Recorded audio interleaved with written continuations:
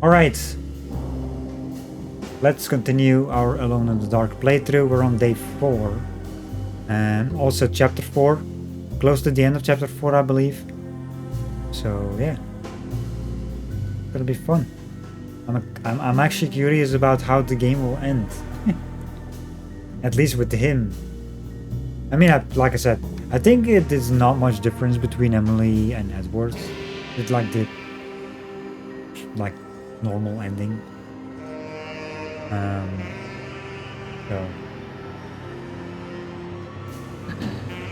we'll see.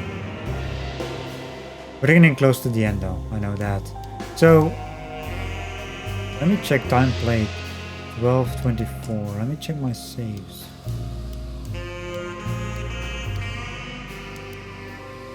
Okay, so this loading this one. So for whatever reason, yesterday I made like different saves at the end. And for whatever reason, I'm not starting where I saved. I'm starting here in the hallway. I'm not sure why. I'm supposed to be up at the attic. That's where I saved. You know, I reloaded a bunch of times to see if the objective thing would be fixed, but it's not. Only the secret ending objective shows, but I cannot do it. Kind of funny in a way. You can only collect that one item to activate the objective when you cannot even do it anymore because everything is locked out. The doors are locked and stuff. So basically you have to start at the beginning of chapter 4 to be able to do this, like the whispering tree thing, because I collected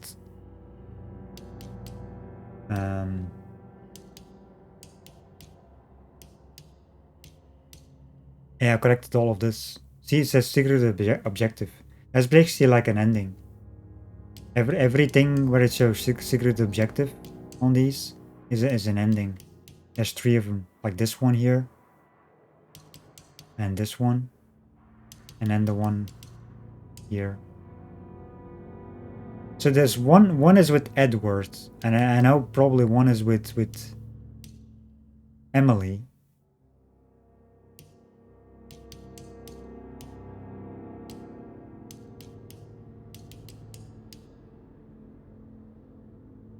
And I'm guessing this one is with both, maybe? You can do it.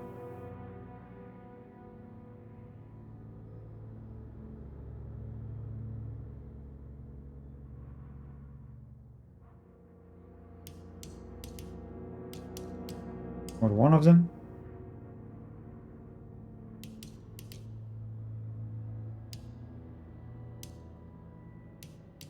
Which one is actually the secret ending?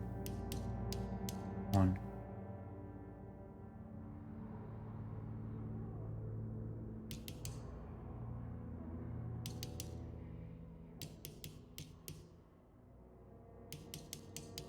Let me look it up. I mean, both are, but the one I wanna get.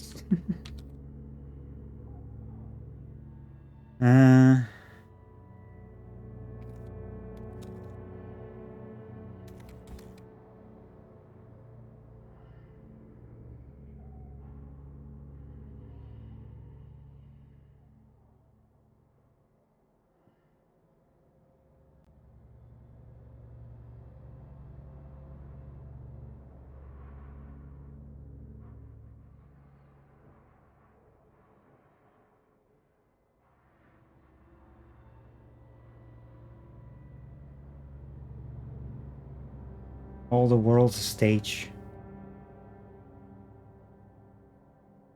That's the one. It says here Edward only, but I think you can do it with both, from what I heard.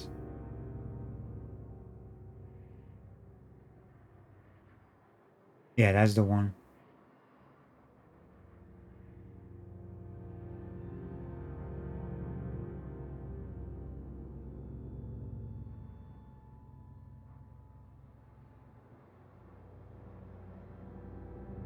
All the world's a stage. Um,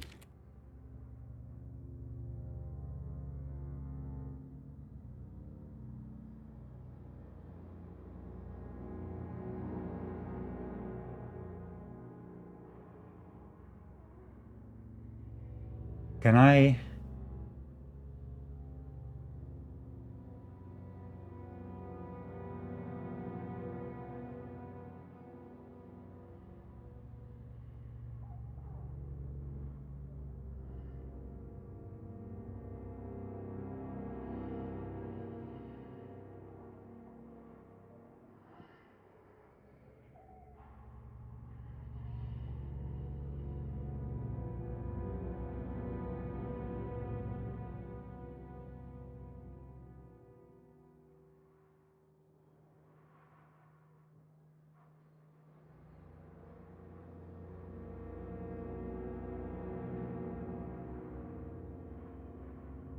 Let's see.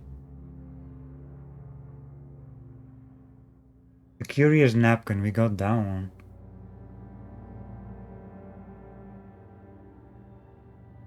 Emily played through that one. Is okay. That's.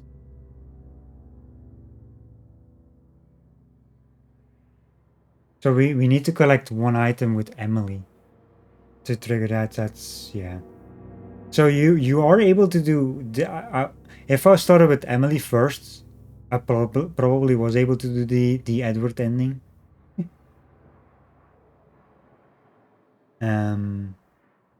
I mean, of course, we're just gonna do the standard one now, but I was probably able to.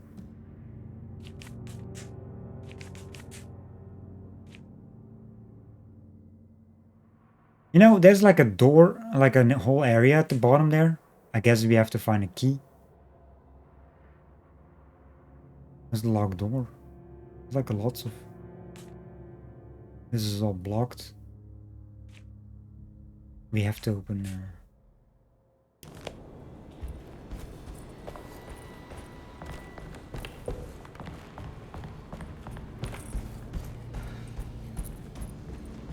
Thing is here.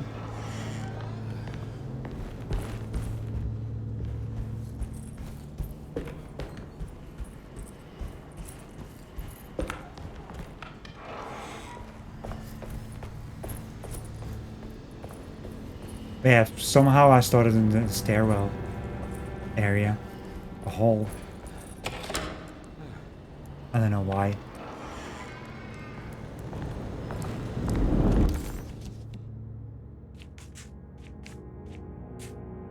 Because I have to be in the attic.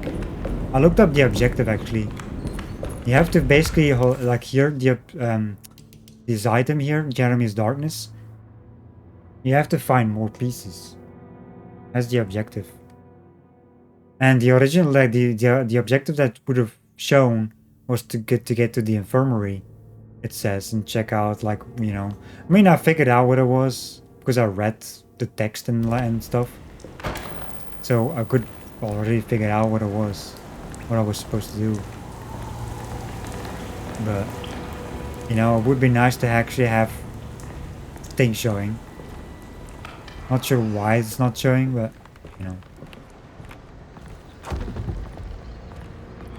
Let me do a manual save here. Let's do this one. So, attic. Let's see if we can find stuff here.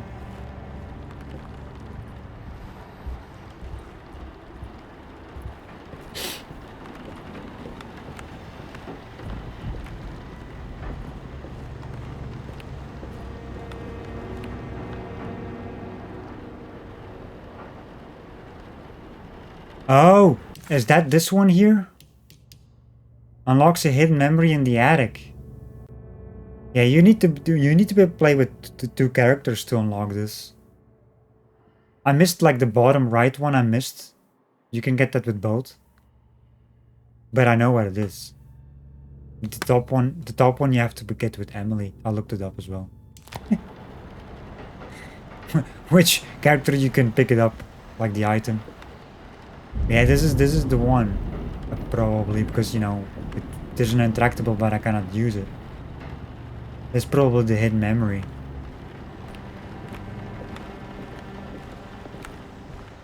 I mean, I could be wrong, but it feels like it's the one.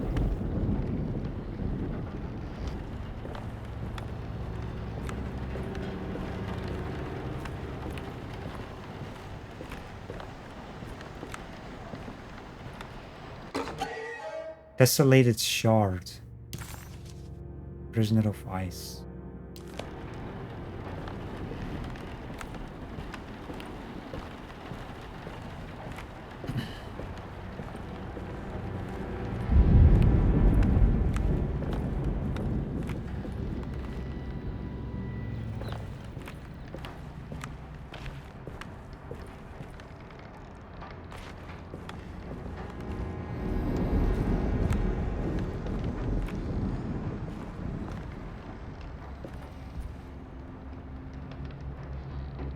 Me.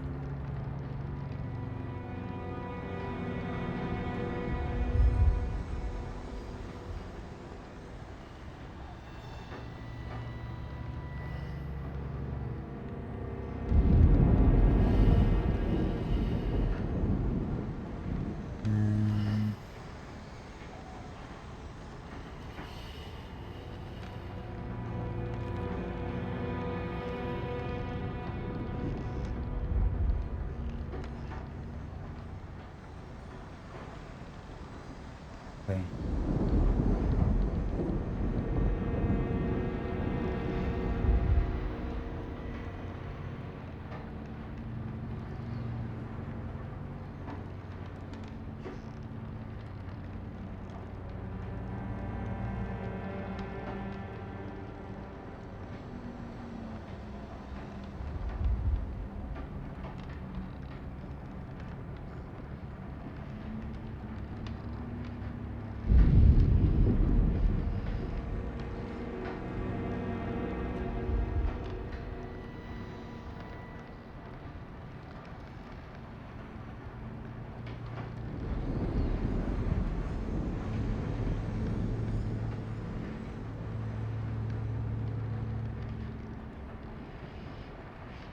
Yeah, do you ever go in that one area at the bottom? I wonder. Here. See where the locked door is? I don't know.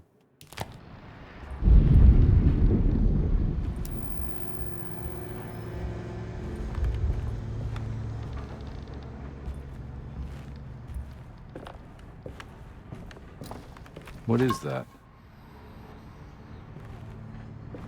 Really? What is that? What else is it?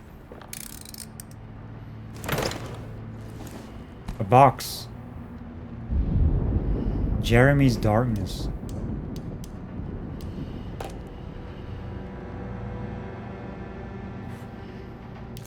It says like this is the I have to do puzzles. Puzzles. Okay. Where's the mouse going? So we have to. There's like numbers showing. It's like a 1 and a 6. Can I rotate this? Move piece. There's no rotating.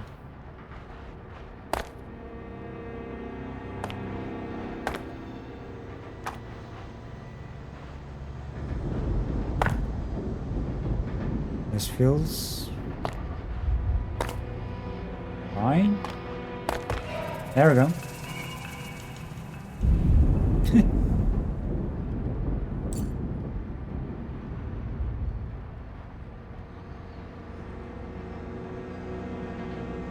Okay, so 1, 6, and a 4.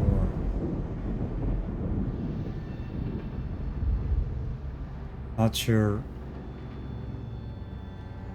of which order though.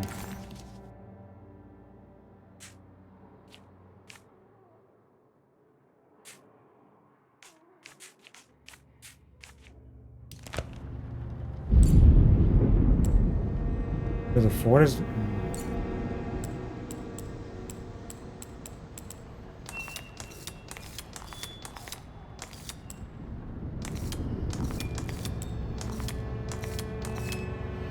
No.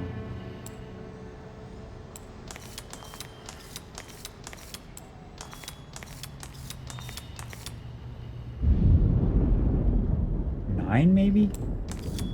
Is it the 9 instead of 6? Then again... No.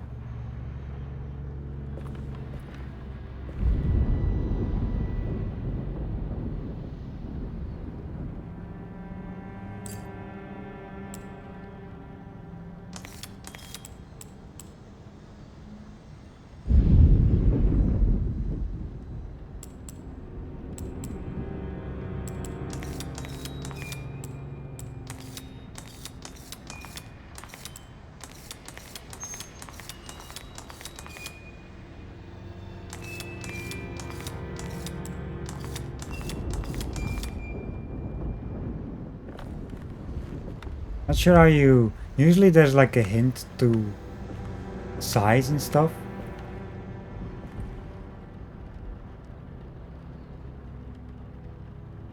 Like the circles. But this one is just...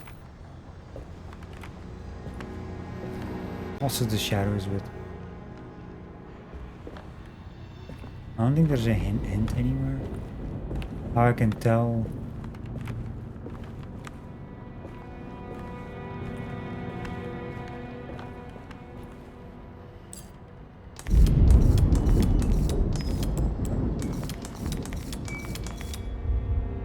X41 is just the order it shows. Like from left to right. Usually it's like the size of the circle. Like most of them.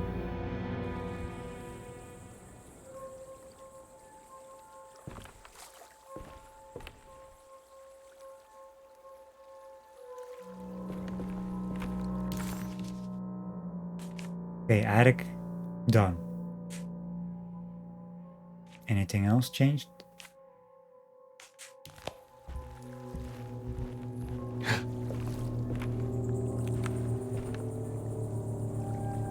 Well, the whole level changed.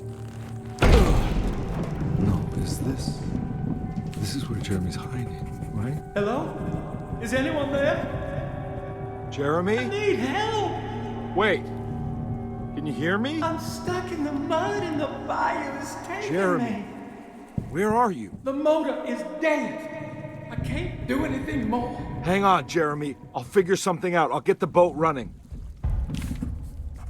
Wait, there's two things now. two paper thingies. Jeremy was calling out for help.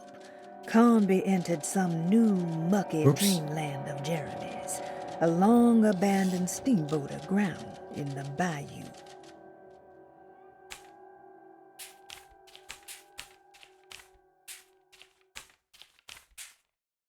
See, now it's in order again. Now the last page, sort of, you know, the order I did the objectives in. And again, I think you can do it anyway, no matter what, because it made sense. Because I looked it up. If you get a hint, like to look in like Cassandra's room for a clue. But if you look in her room, you get the clue about the empty room, which I did get. And I saw the objective, check the empty room, and that's what I did first.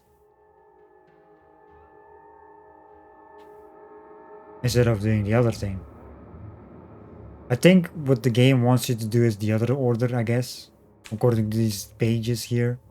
But you can just... I think that's the reason also maybe that the objective shit was bugged out. I did the other one first.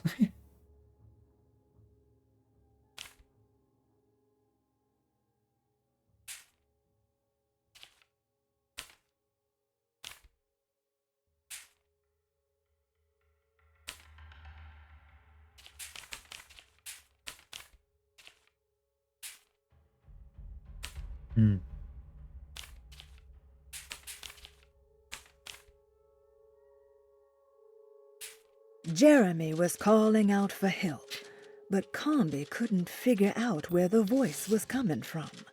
For a moment, Comby wondered if the boat itself was Jeremy, or if he was below it somehow. It didn't matter right now. Jeremy was clear on one thing. He wanted Comby to get the steamboat running and out of the mud. Look for Jeremy. Steamboat Willie.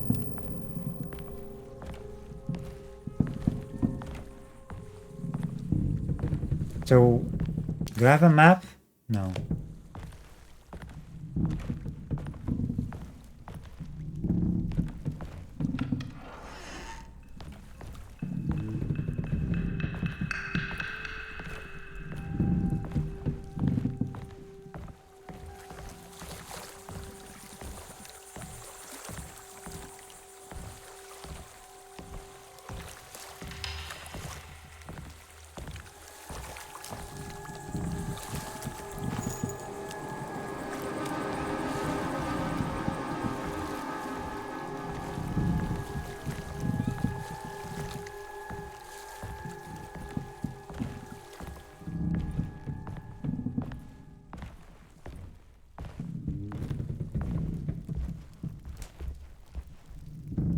I wonder what engine this game is running on.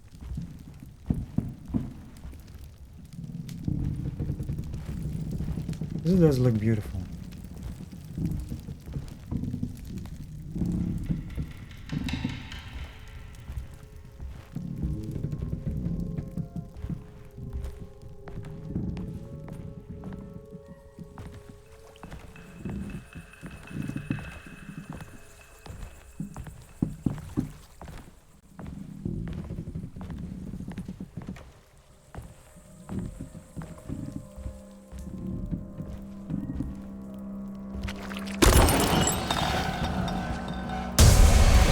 The hell?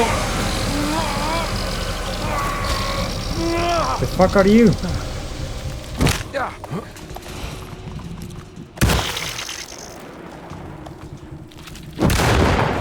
Okay, listen. You need to...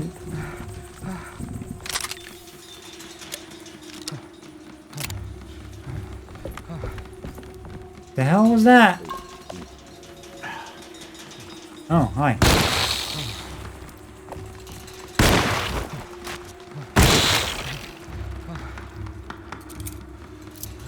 Just chilling on the side here. I don't have. Well, I should maybe use my Tommy gun.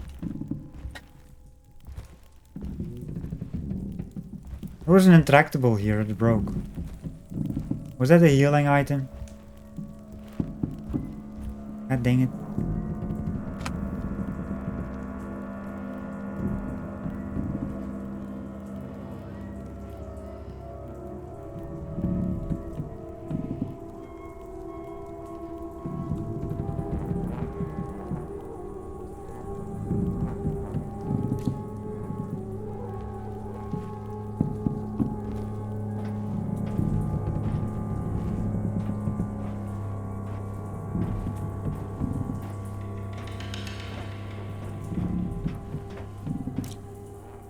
Something there.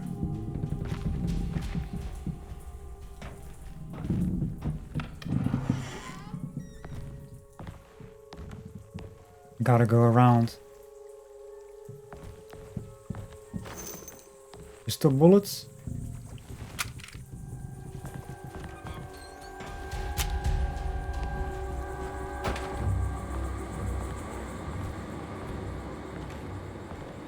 The boat's wedged itself right into the bayou. If I get the motor started, I could try reversing back into the river.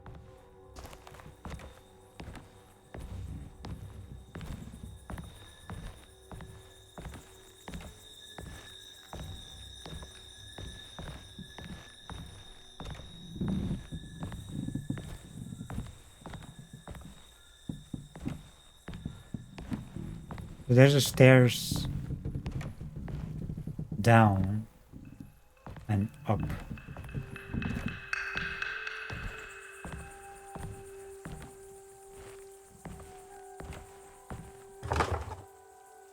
course.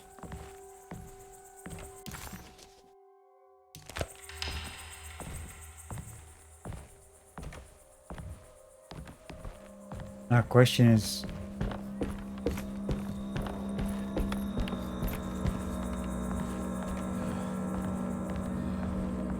I wonder if we can drop down.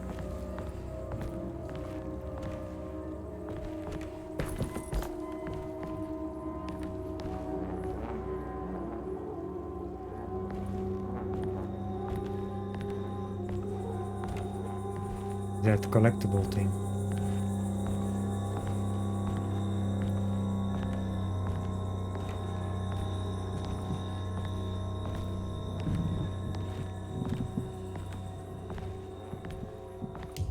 Let me do a save actually. If we get a cutscene or something, we can still load and get the collectible.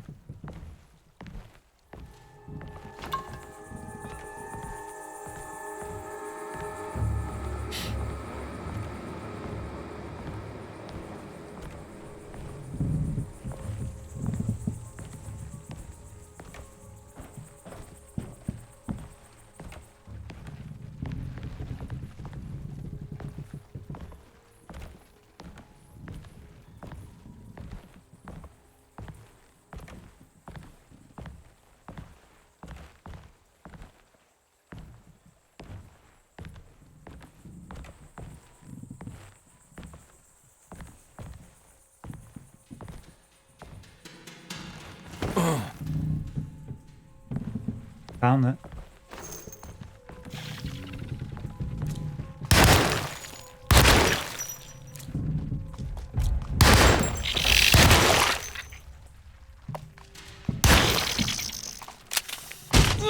How are you still alive then?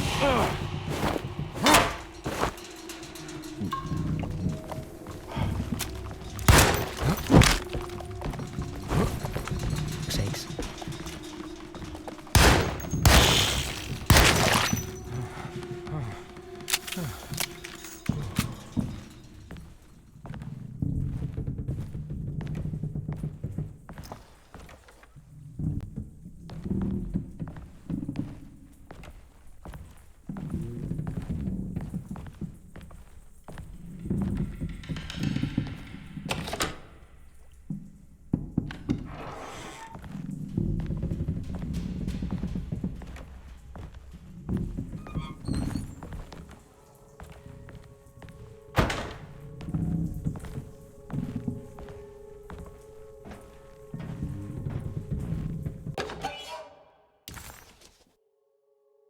The Pirates of...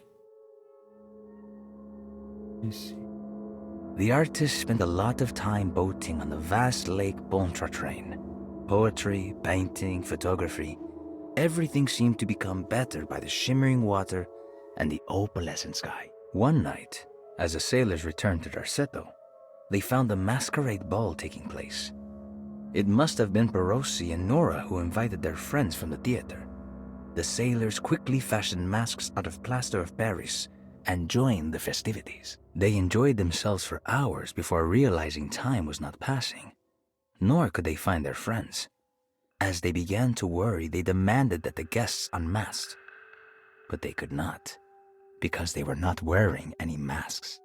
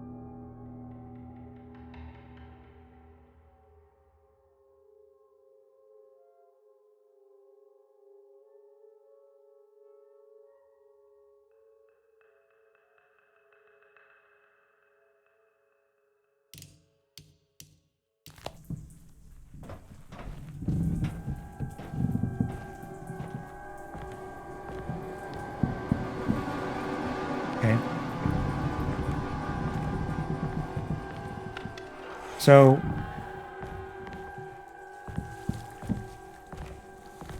there's a top. I'm gonna go down first. Because the top one was the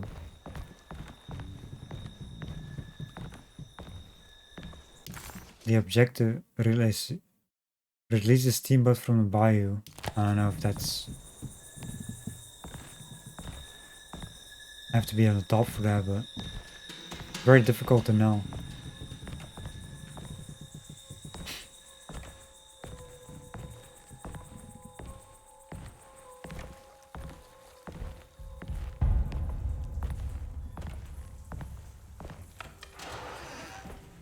Jeremy, where are you?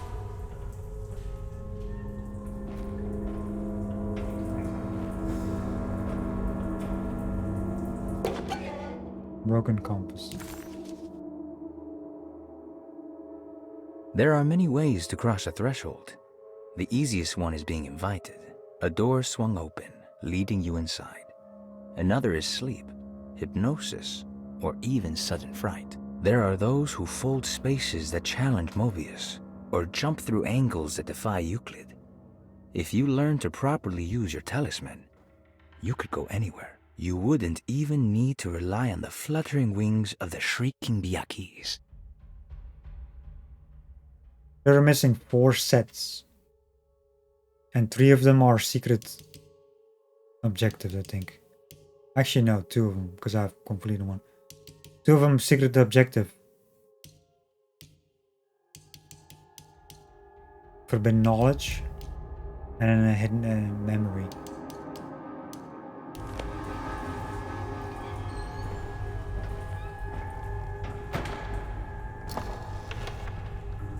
Nothing. Of course.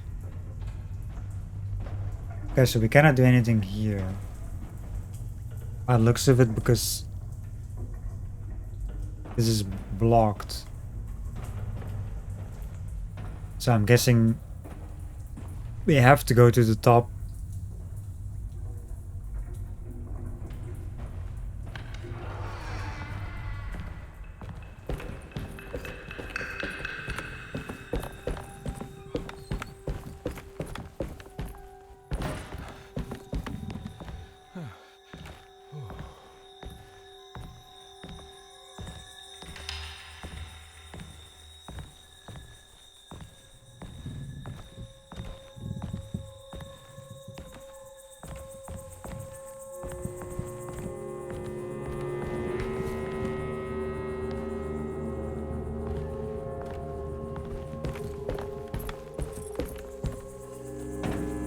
So that's where we went down to get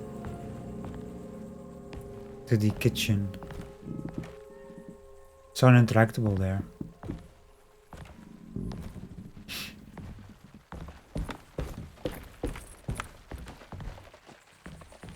Of course, there's a little shit over there.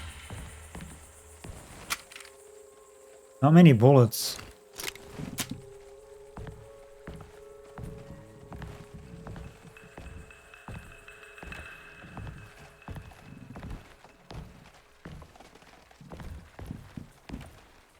There's Molotovs and stuff.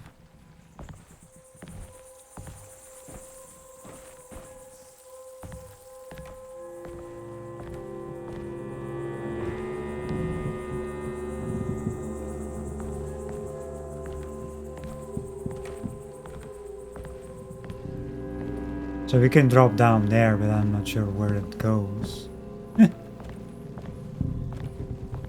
More Molotovs.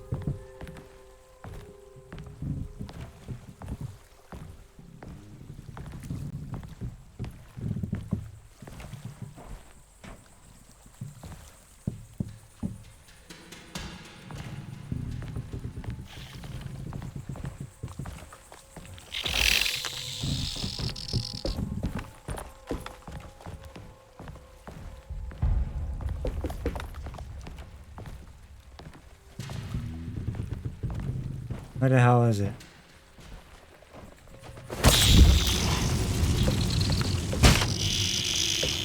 I'm getting damaged.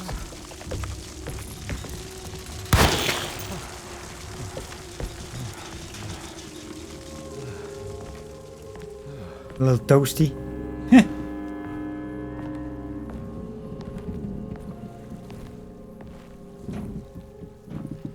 This goes all the way around, I guess.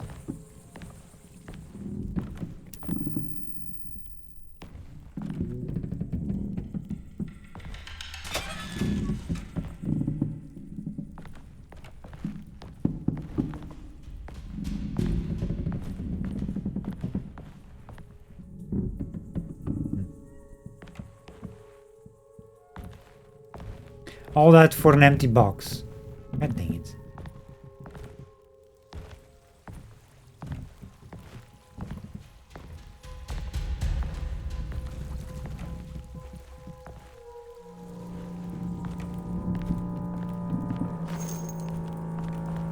One? What the fuck? Swear to God, there's so many empty boxes. Give me ammo.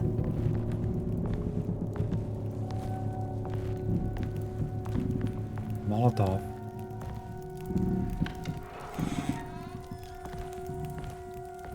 This.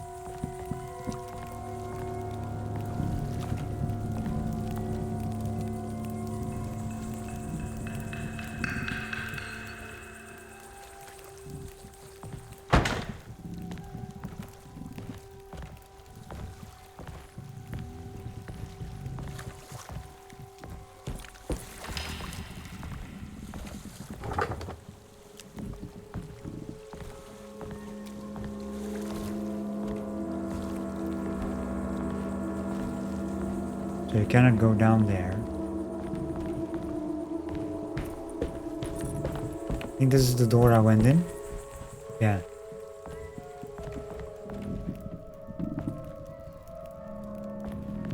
So that leads to the other side. Okay, so can you not walk on that board down there? I guess not.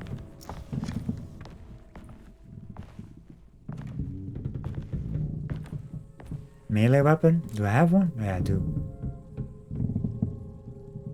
I do have a melee weapon.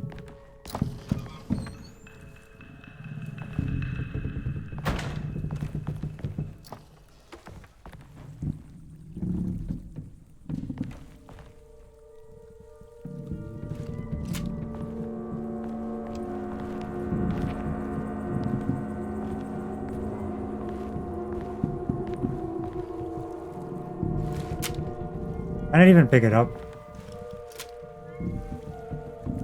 Okay, so there's nothing here other than the melee. There's like a bunch of empty boxes. What kind of crap is that?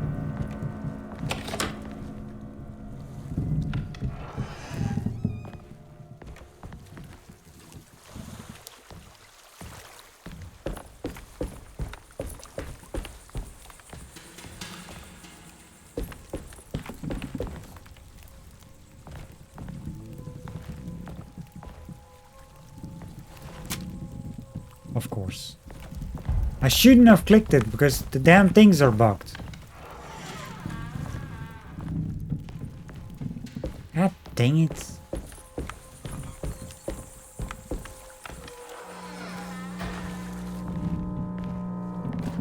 Okay, I can get the sledgehammer.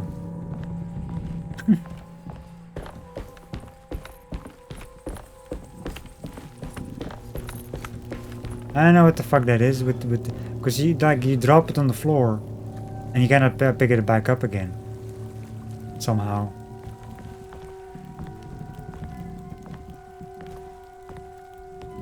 You can press the button without like lots of times it doesn't work.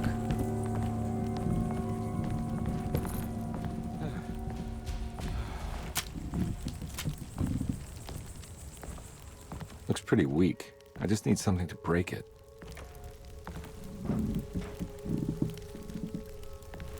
Oh, the hammer?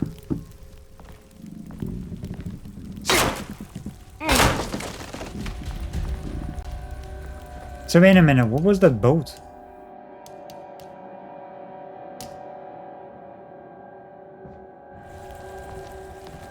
That I saw. That seems to be going down to the engine room. Hold up a second. Let me go all the way around. Back to that boat. Where was that? Like the wall. Here. The fuck? The winch is powered by electricity. I need to find a way to turn it on before I can use it. Okay.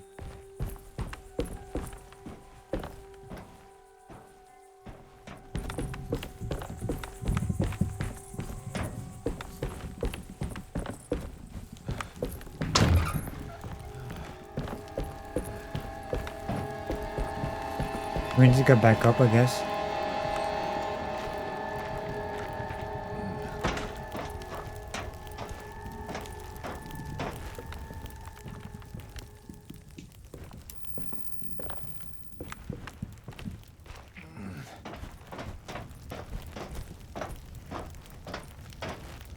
Interesting climby thingy makes slider sounds.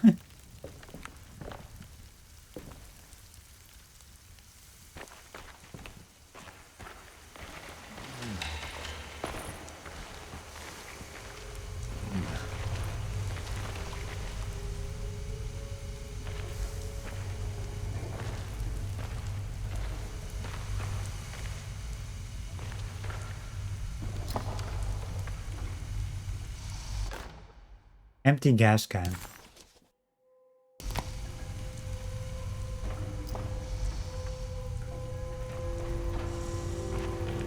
This definitely needs fuel.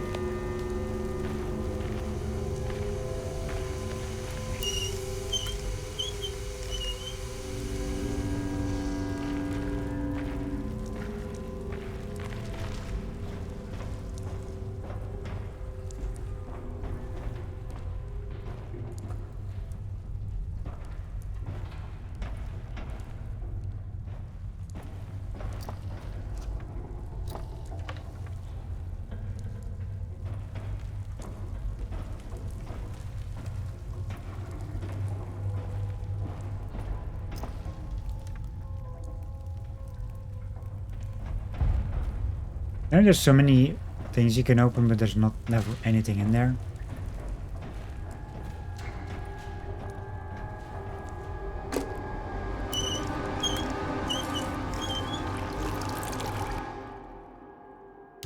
Now we have a filled gas can.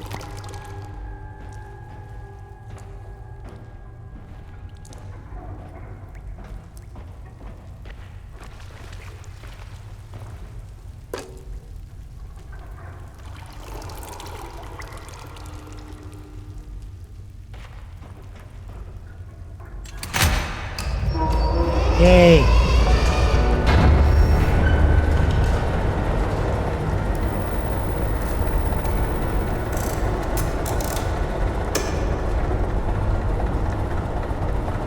Alright then. Guess we gotta squeeze through the thing again.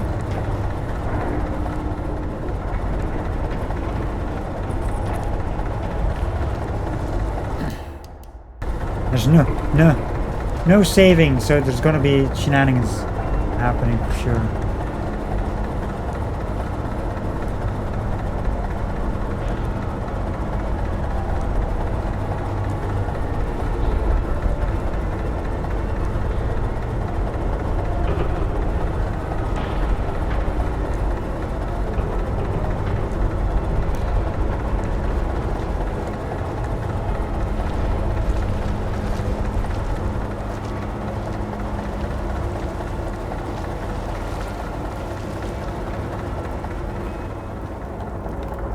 Hey Blackbird, how are you? That is a noisy game. It's the boat, steamboat. Making a lot of noise. I was in the engine room.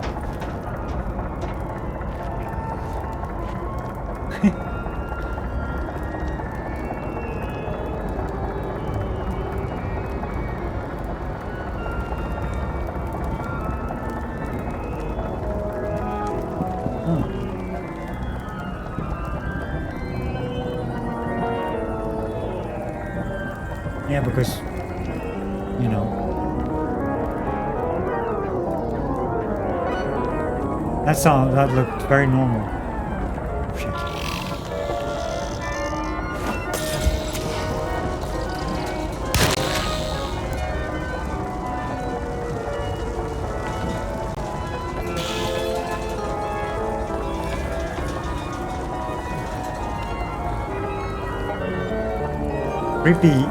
Creepy spiders.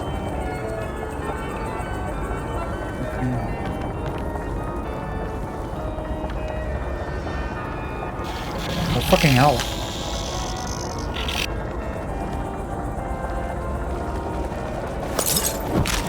I missed.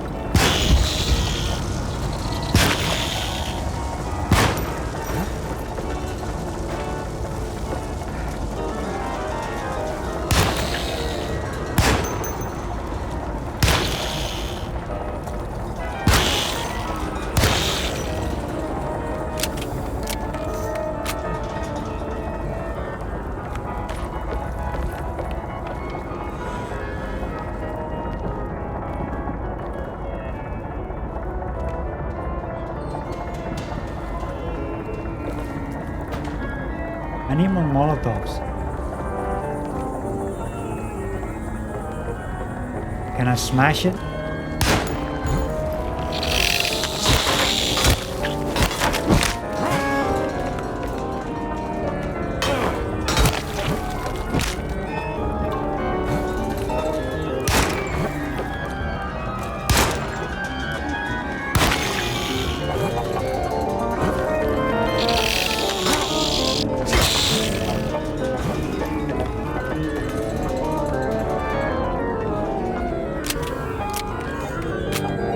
What the fuck is all this noise? Noisy music.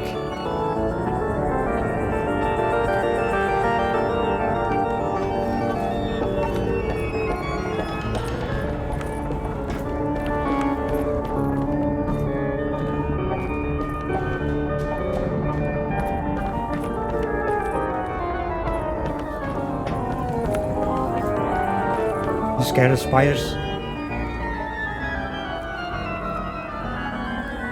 Oh, really? Yeah.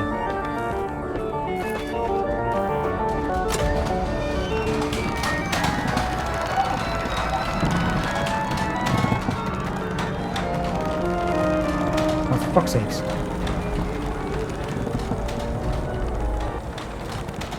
As long as you go away from me, it's fine.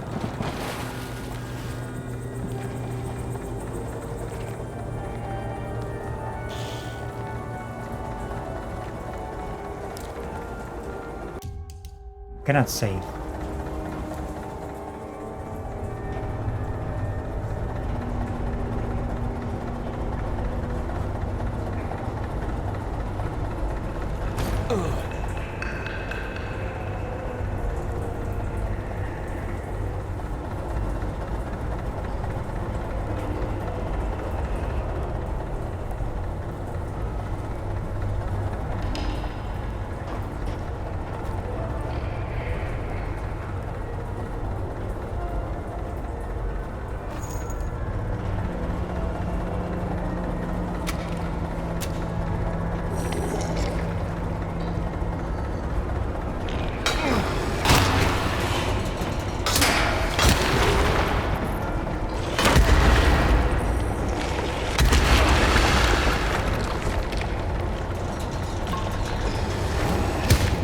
Are you serious?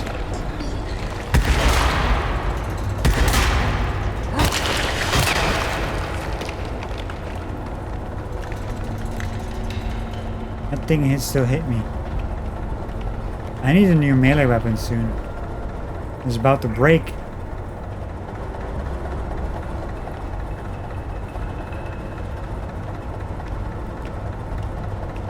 This one is just dancing.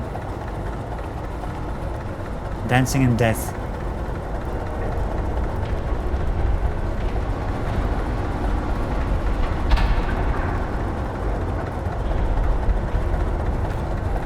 Shovel. There's Molotovs here.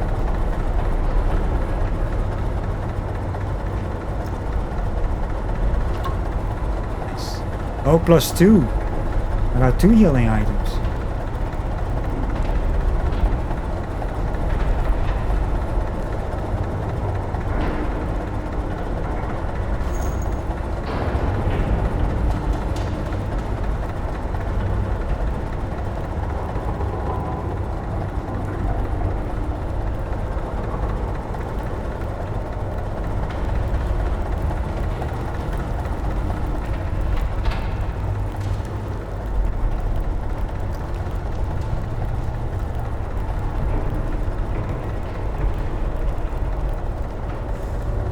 Something in there. There we go.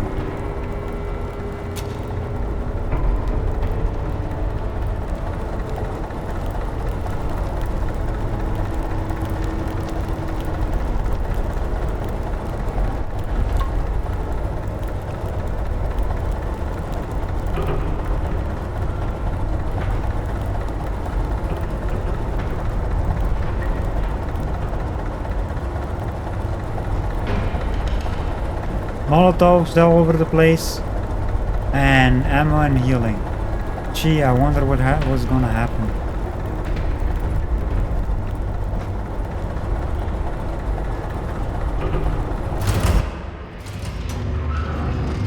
Whoa!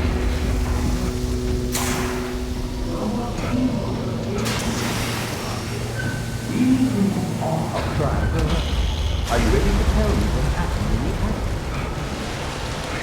I put a rope around my neck, and then I strangled all life from my body. Are you under the impression that you died? Yes. No. I was supposed to die. What does that mean? What the? That you were supposed to die. I'm the catalyst. I had to die to make the story happen. What are you referring to, Jeremy? 30 years ago, Frederic needed me to die. You're not making any sense, Jeremy. Come on. Find your focus. Hey! I cheated everyone. I didn't play my part. Hey! I escaped my doom. My destiny. Again, find your focus. Hey, I'm right here. What the hell is going on? Now everything is wrong. Nothing is in Hey! place. I'm right here! Calm down, Mr. Conby. What do you want? Were you not talking to Jeremy right now? I haven't seen Jeremy all day. Are you all right, Detective? No. Actually, I don't think so. Well, maybe. I'm gonna go look for Jeremy. Good. Let me know if you find him. I love how he got his hat back because of the That creepy was monster. Jeremy's self-deceit? A steamboat stuck in the mud? I'm not gonna pretend I understand any of that. What a bunch of psychoanalytic nonsense. The creepy spider got the hat. Let me do a manual save, just because.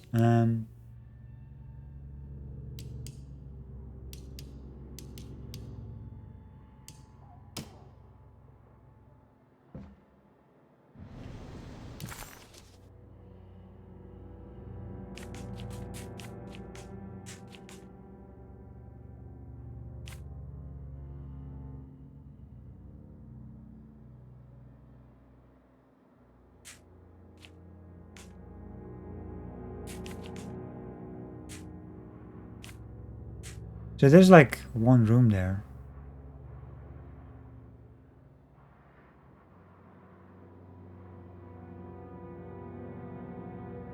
Clerk's office.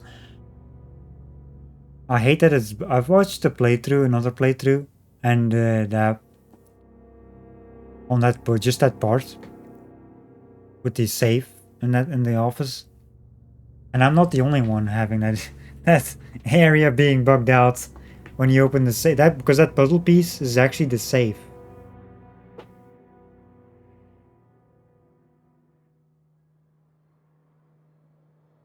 I don't think it ever showed green. Even though I had the number to open the safe.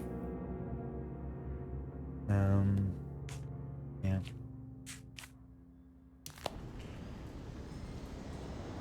So wait a minute, where are we?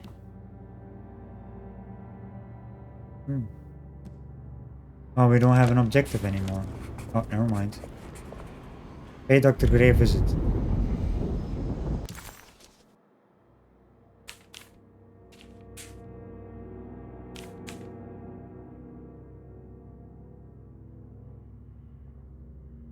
So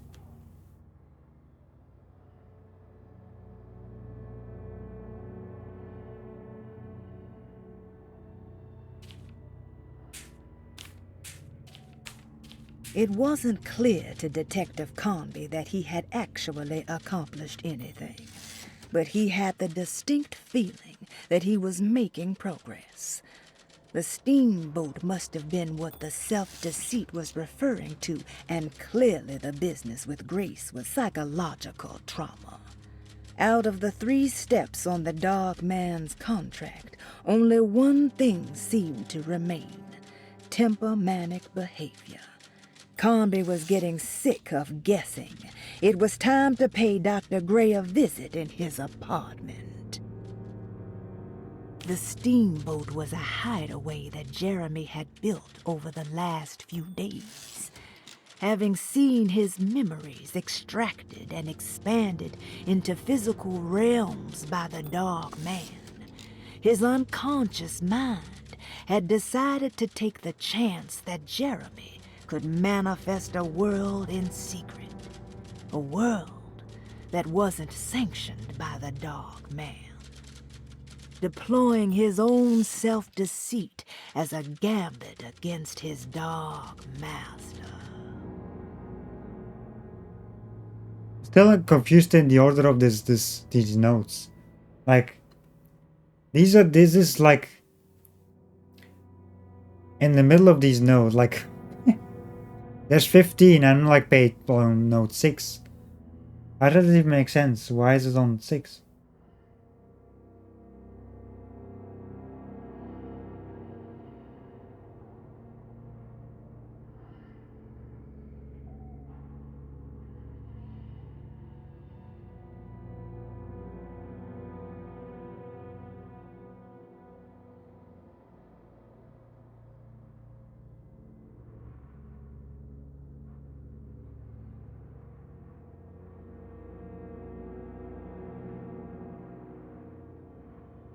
It's so weird. I'm hoping there's no more. No, those were the only 2.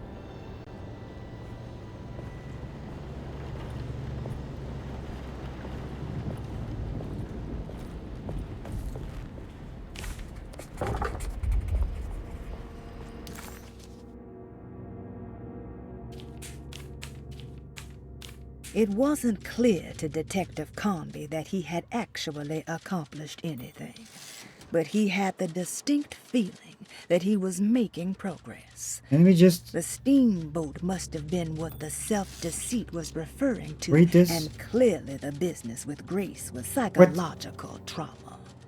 Out of the 3 steps on the Dark Man's contract, only So one weird. thing seemed to remain: temper-manic behavior. Conby was getting sick of Got an extra guessing. note though. It was time to pay Dr. Gray a visit in his apartment. Oh, these are the same. Okay, nice game. Nice video game. So we cannot get in here anymore.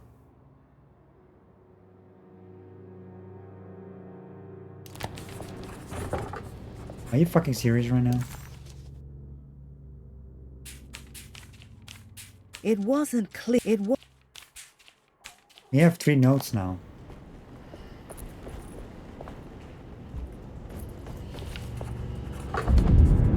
Are you game? Stop it. It wasn't clear. We have like 1, 2, 3, 4 notes of the same thing. Oh no, nice, another one. Game, stop it. It wasn't clear. Okay, so like 1, 2, 3, 4, 5. Why does this keep popping up? I cannot even save. We have to go Dr. Ray's apartment.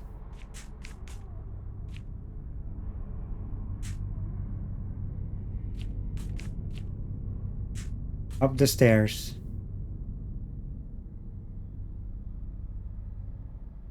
Okay.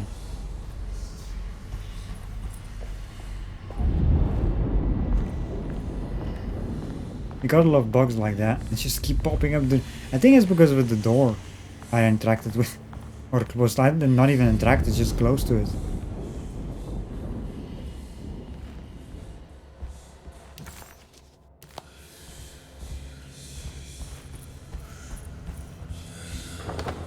Everything is locked. Like, except the place we need to be.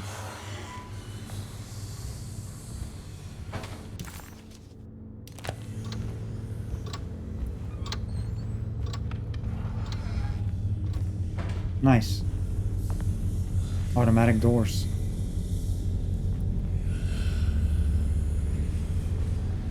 Yeah, we cannot save. She's like unavailable. Do not disturb. Okay. Forbidden knowledge. There's another collectible on this one. Is that the last forbidden knowledge? I think so.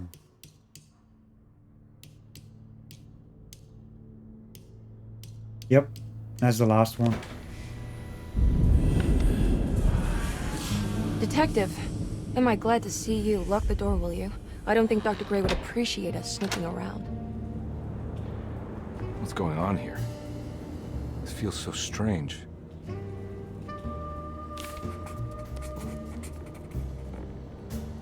Detective Conby felt removed from himself. Like driving drunk, he carefully tried to navigate his environment. What the hell was going on? Was he finally losing his mind? At least Emily was here to call the police if he went off the deep end. Wait a minute. The past as a present. Get what you want. This plays like the original Alone in the Dark. This view. So I need to find clues. Can I talk to you? Yes. There's a dialogue thing here. Bubble.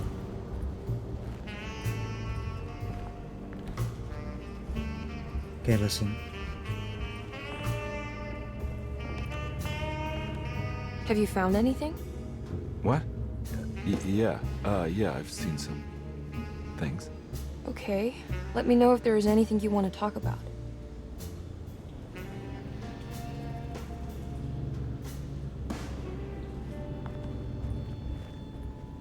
You don't find this place strange? Dorsetto is certainly one of the stranger places I've been to.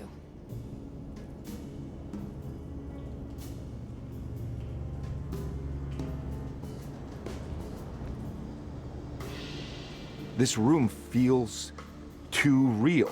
Hyper real. More than anything I've ever experienced. Okay. I don't see what you mean. Forget it. I gotta get back to breaking the contract. Yeah, that's what I was doing.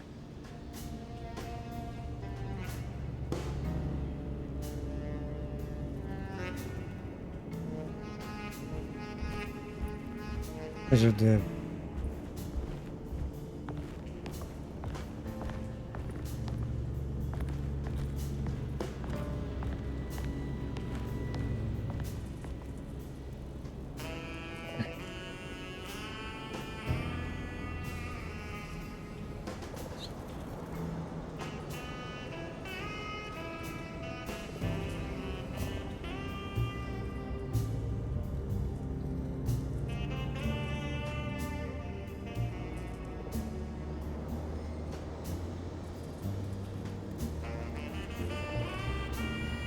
How many collectibles are here? 2?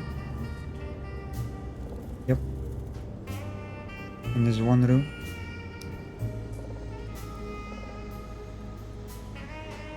He's smoking? Is that new? Did he do that before? I think he did.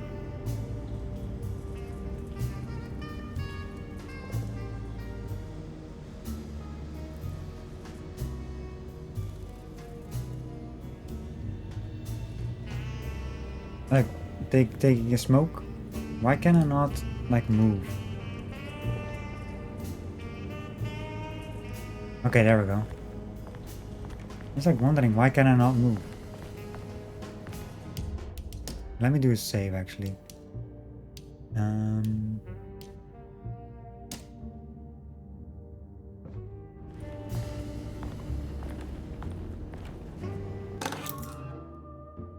Paul's book.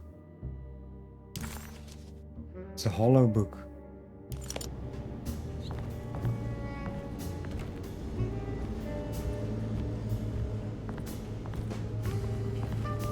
There's a book missing.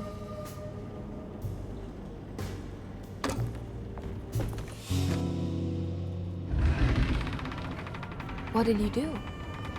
I was just rearranging the books. Well, come on, let's check it out.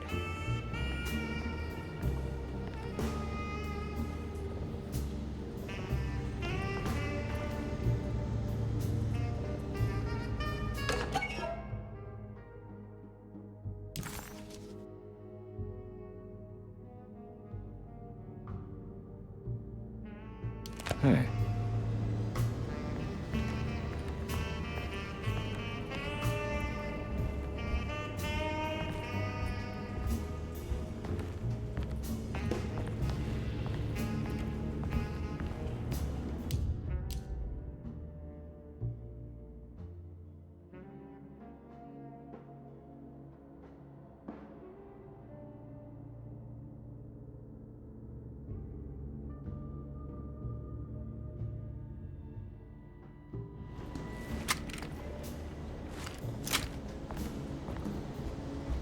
I think I'm beginning to understand.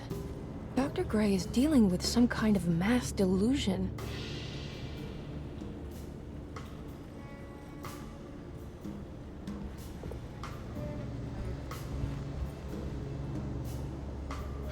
What were you saying about mass delusion? Derceto seems to have a deranging effect on people living close by. It has a history of creating cults devoted to some nature goddess. Even the name Derceto refers to the cult existing here before the Civil War.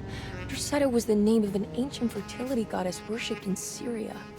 Dr. Gray and his friends, however, seem to prefer the black goat of the woods with 1,000 young, or Shub-Nigroth.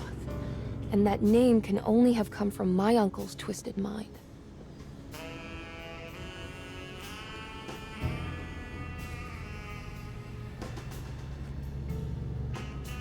You think all of them are in this cult business? Even Jaren? I'm not sure any of them have a choice at this point. We just need to find a way to stop all of this.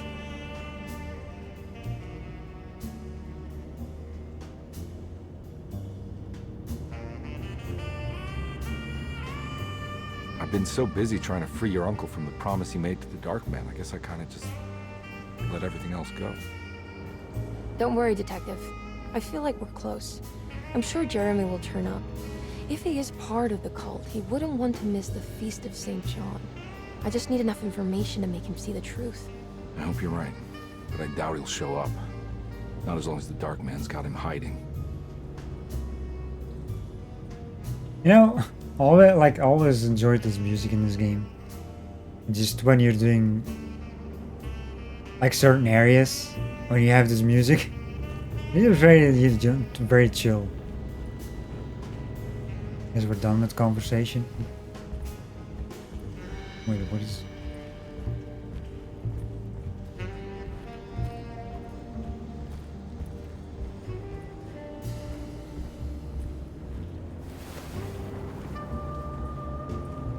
Huh. Has that been there this whole time?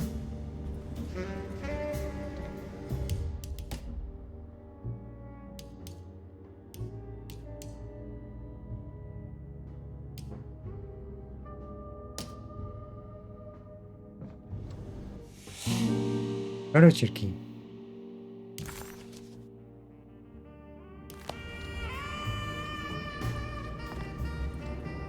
You know, they, if they make a game, just a detective style game like this, I would totally enjoy it. Like without the horror. Like the whole, like, well, maybe without the shooting and shit. But that's just...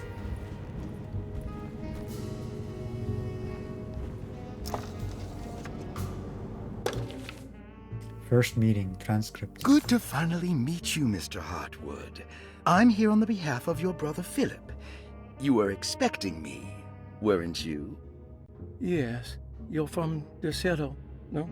That's right. I just wanted to ask you a few questions to see if there is anything I can do to help you and your family. Okay. I understand you're full of imagination. You make up a lot of things. I suppose. And you obsess over them, blurring reality and fiction. Sometimes. Do you want to tell me about the Dark Man? No, I don't. That's all right. Perhaps there is something else you can tell me. Something you know to be made up, but you hold dear. Juan? John? Who's John? No, Juan Luis Jorge. Oh, wait there a moment. Here, take a look. Is he... Oh, he is the author. It's a magnificent book. Life-changing even. The real Juan is long dead, but I like to think of him as my friend. My most beloved friend. I see. Do you often do this? Fantasize about people you read about? No. Well, there is Jacob. Who is Jacob? Turn to the last page. Oh, it's a newspaper article. The Prisoner of Ice, Jacob van Ostad. Is he also your beloved friend? Oh no, Doctor. Not at all. He is the fire that fights fire. Yes, I think it's clear your overstimulated imagination, this mania, needs to be tempered for you to live a normal life. I know your family calls it the Hartwood curse, but I want you to know that there is nothing supernatural about your condition. It's all inside your head. And with that, I'm very qualified to deal with. In time, you will be cured. In time. Yes, in time we will exorcise all your demons, all the dark men. Yeah! Please, Mr. Hartwood, calm yourself. Well then. Oh, don't you worry your little head about it, Miss Hartwood. Your uncle and I just had our first breakthrough.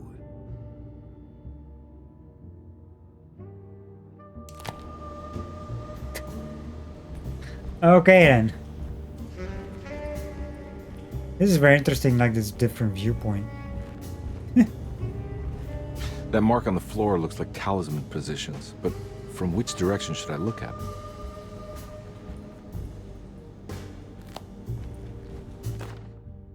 The snake dagger? The Snake Dagger, a monograph by Yael Klein.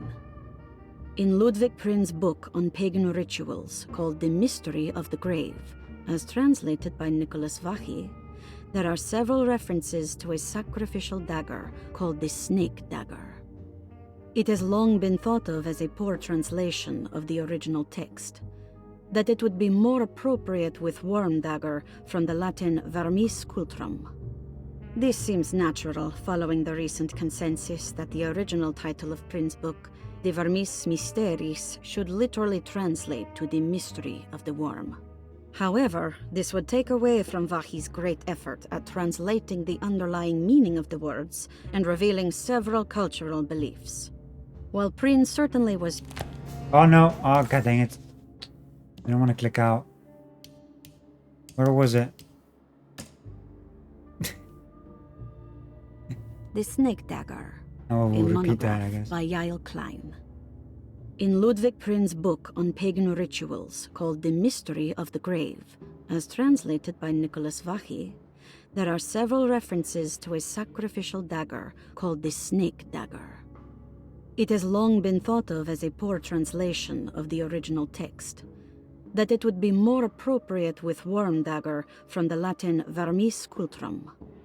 This seems natural following the recent consensus that the original title of Prin's book, De Vermis Mysteris, should literally translate to the mystery of the worm. However, this would take away from Vahi's great effort at translating the underlying meaning of the words and revealing several cultural beliefs. While Prin certainly was using the term worm as a symbol or synecdoche for death and the dead, which is made clear by the contents of the book, in the case of the dagger, we shouldn't be too hasty to dismiss his translation. Reading through Vahi's correspondence with his patron, it appears that he had more than just the Latin text at his disposal. Vahi had dug up Prin's living relatives and uncovered several cross-referenced historical texts and an actual snake dagger. The dagger was dated to the early Middle Kingdom of Egypt and had such a clear shape of a wave that Vahi considered calling it the sinusoidal blade. Knowing the full story, it seems prudent that he chose to translate it as snake and not worm. There are several reasons why this choice of word helps us understand the pagans that Prin's book attempts to describe.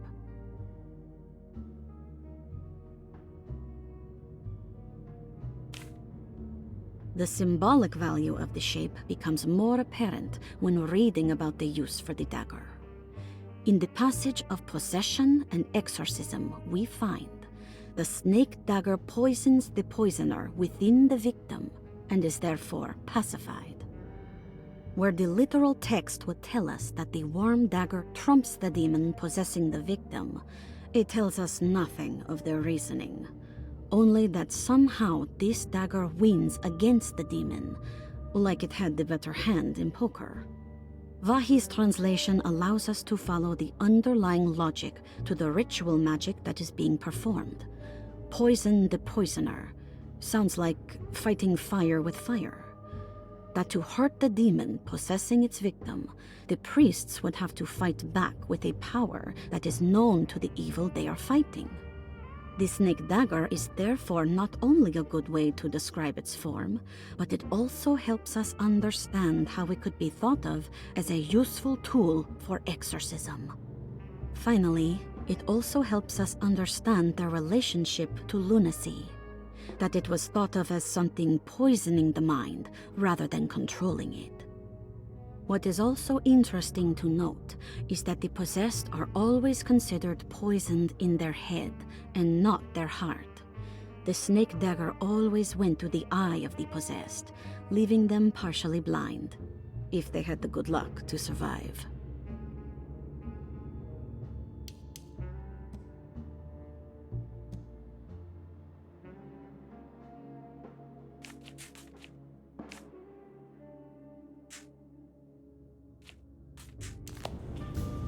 So there's like a closet here I can open.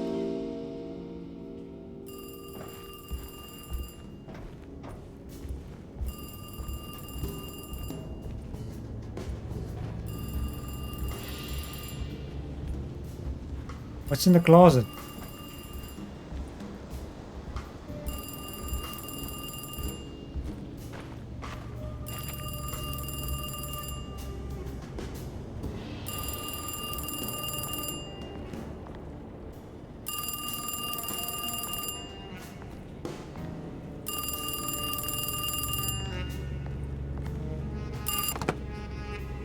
Hello? Detective Conby? Who is this? Jeremy? Jeremy is with the Dark Man. You can't save him. Well, I've done everything he wanted so far, and there's just one more thing on the list. I expect him to keep his promise and return Jeremy unharmed. Get out, Detective. While you still can.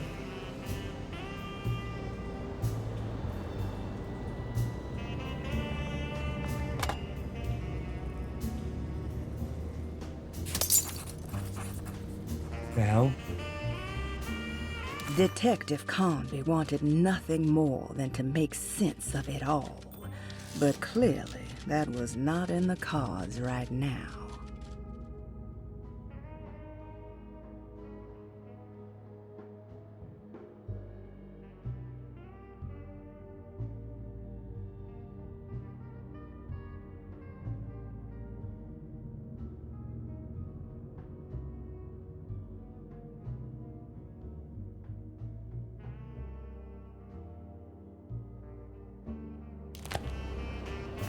Was there anything?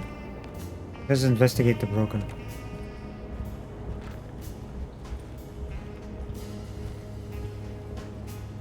I'm guessing there was nothing here. I just opened a closet.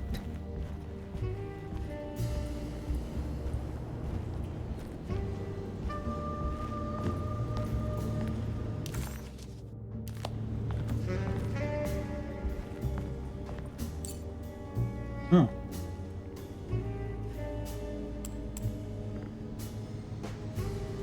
How the hell?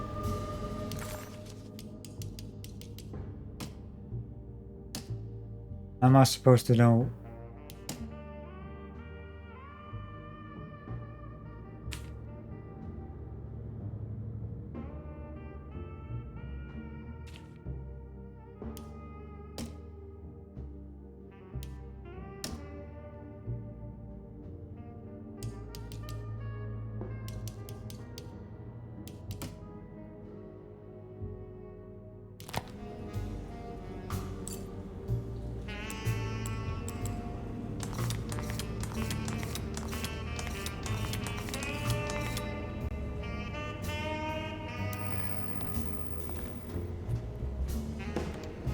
What?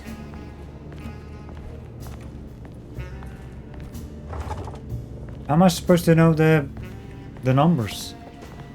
I mean, there's probably some clues somewhere. Oh, here. The thing on the floor.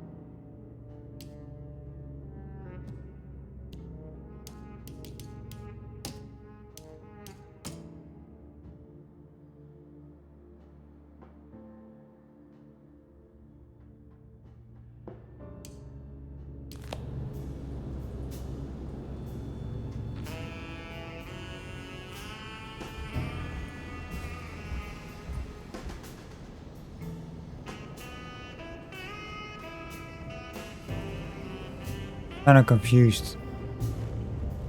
So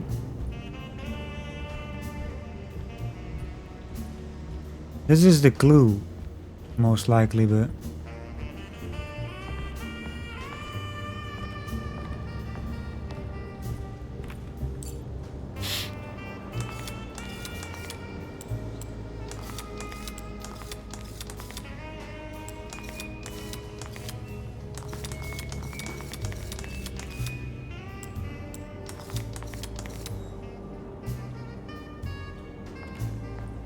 let me go back real quick.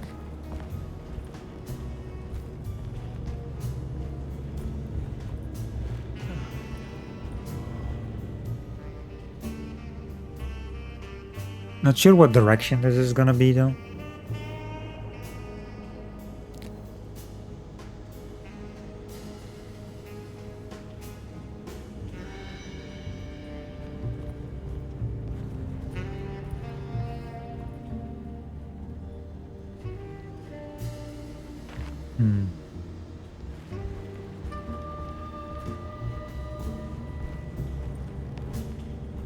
God dang it. The control things changes.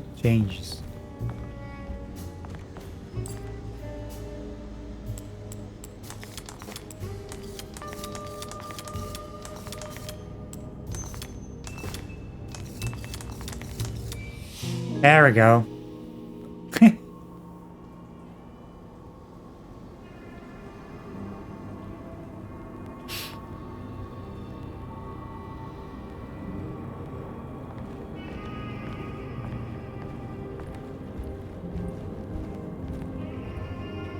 You okay? You look a little frazzled. Just stupid telephone. I know. I tried calling the police earlier. The telephone is completely dead. It's not... Yeah, no, the telephone isn't working.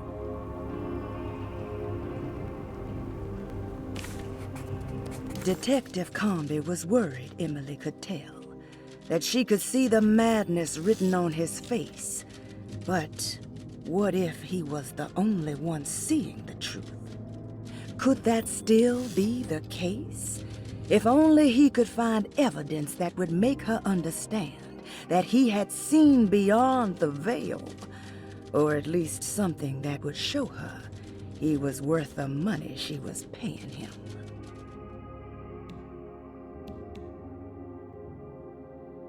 Dr. Gray's apartment is still pink. Is there anything left here? Let me look.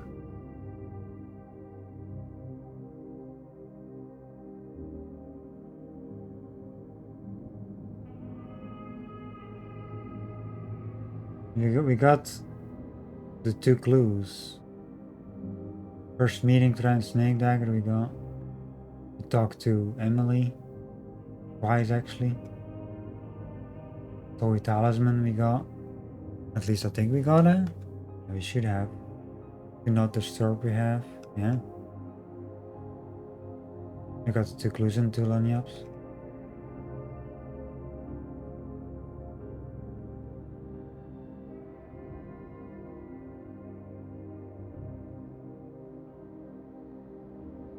Interesting.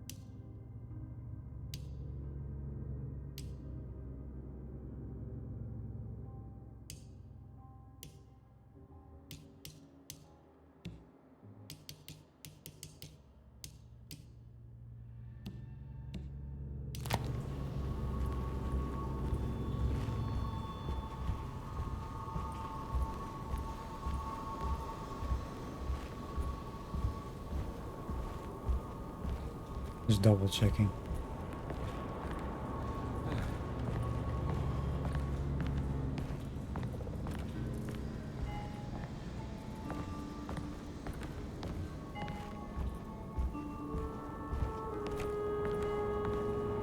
No, there's nothing here. I guess we're going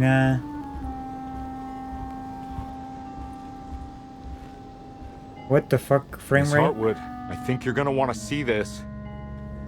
Is there something in the closet? Yeah, Narnia. Yeah, there is. You don't see the very obvious gate leading to whatever Jeremy's madness is serving up next? I don't understand. Are you making some kind of fashion metaphor?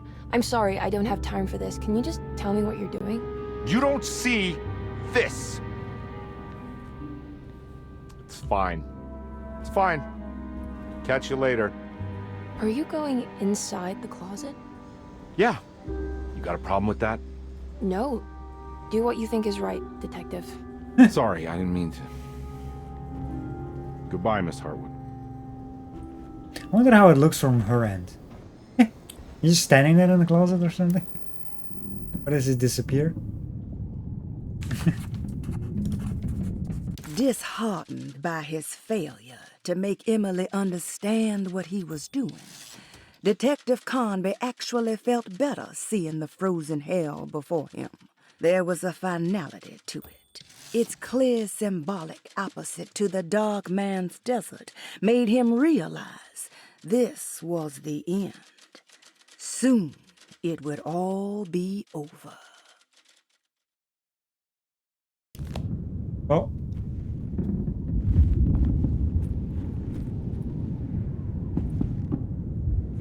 We're in the horror version of Narnia. We're through the closet.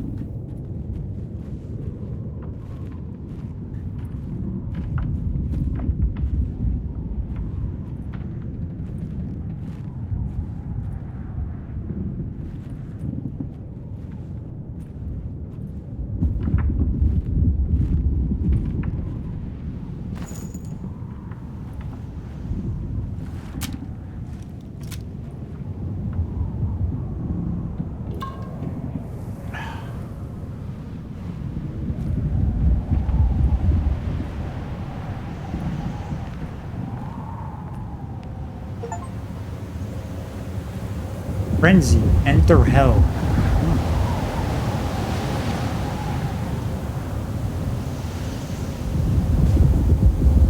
Do I have a melee weapon? I do.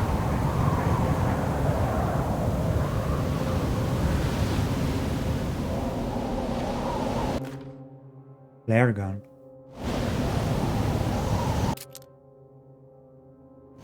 Use the flare gun to light up the sky and look for waypoint flags.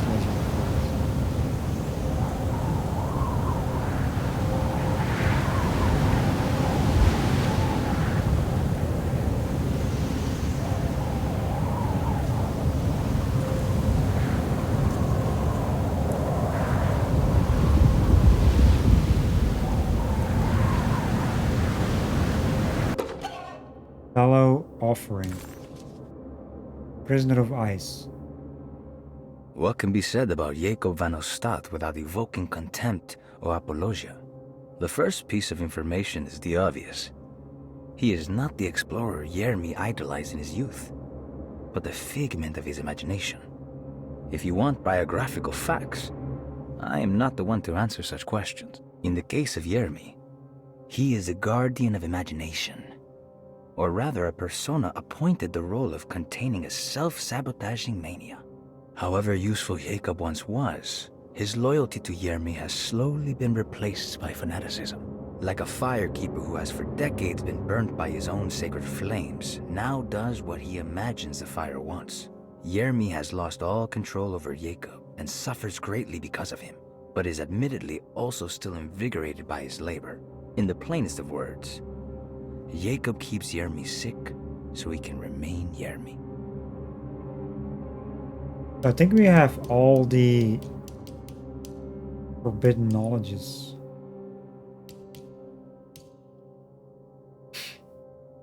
We have to play with Emily to get the rest.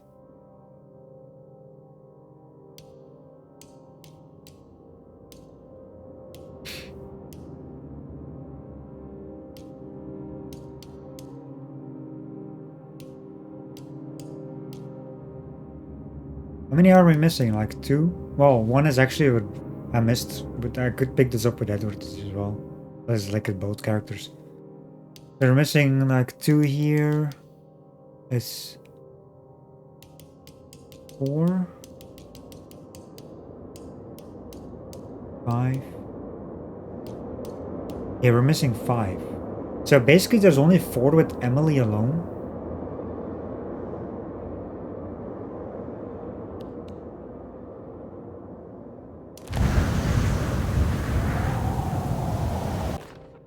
Greenland expedition. We found the ancient stellarium perched on a cliff facing the Arctic Ocean after a day of sailing due north of the Eskimo encampment.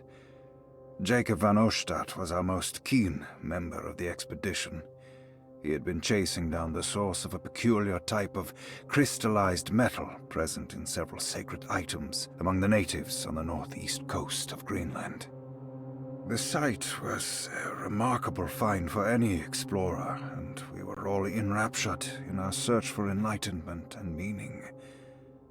The surviving architecture seemed almost unearthly in origin and astonishingly sophisticated. The metal Jacob was searching for was abundant, almost ubiquitous. We were so taken by our find that we were surprised by the sun falling below the horizon. As we quickly picked up our gear, ready to head back to our camp, Jacob van Oostad declared that he wanted to stay.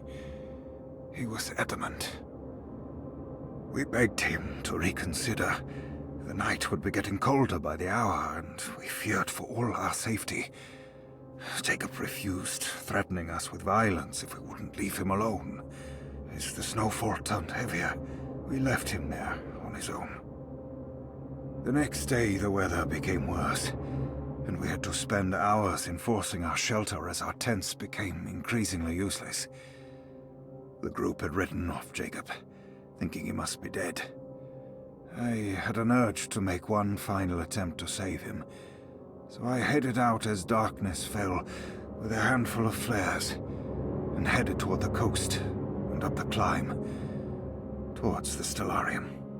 That's when I saw him, transfixed by a burning sky, that celestial lantern. Jacob keeled over and let out a painful shriek that struck me with such fear and pity.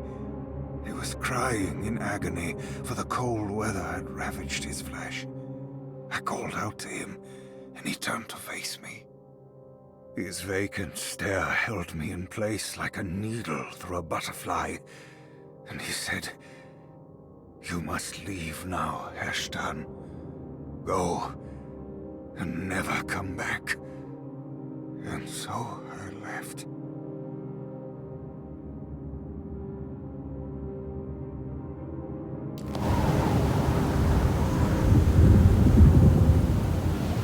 We have like flares. That's a melee weapon.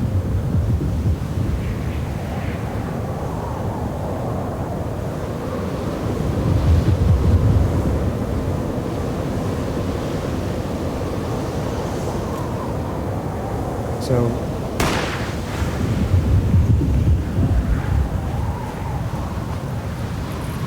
cool.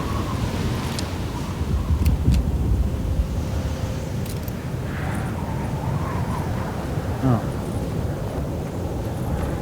Doesn't matter.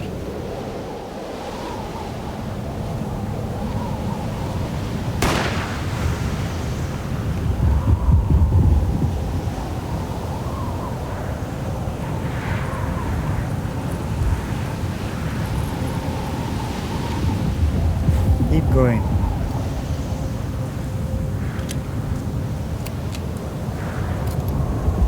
Shotgun shells.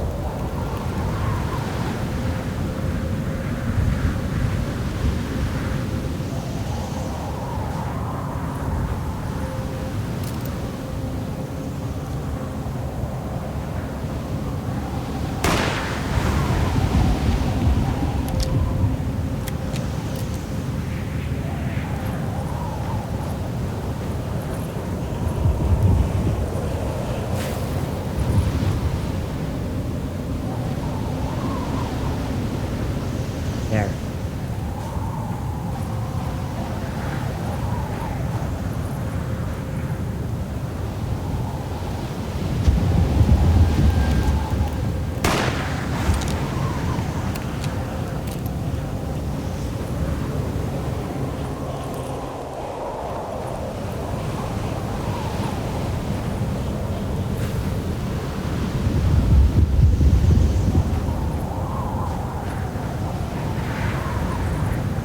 That's the edge of the...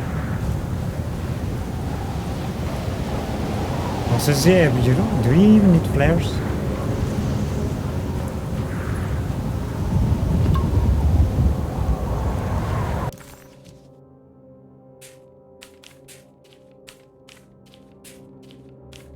It wasn't clear to Detective Conby that he had actually... It was... Those bugged lines.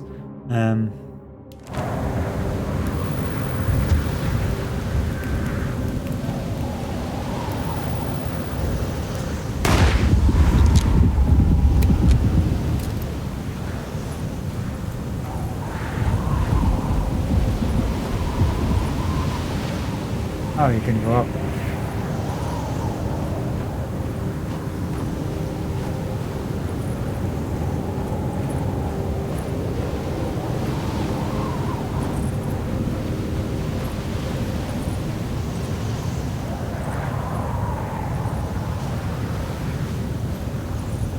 interesting place though.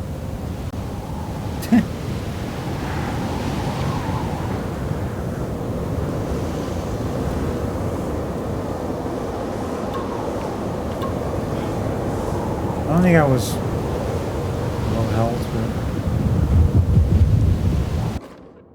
ice pick. I'll take that.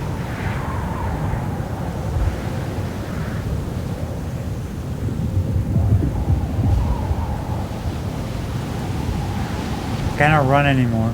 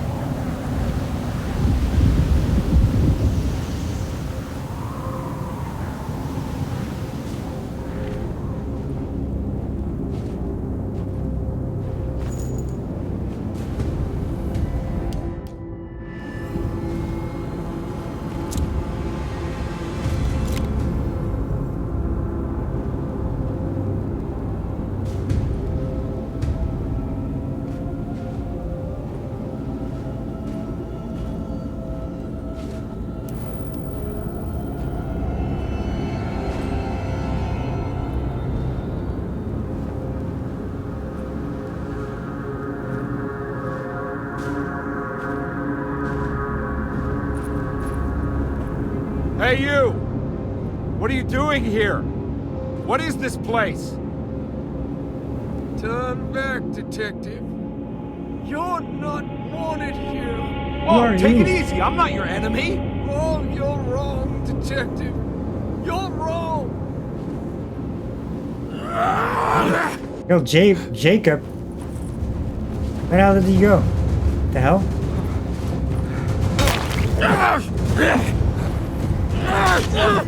Rude.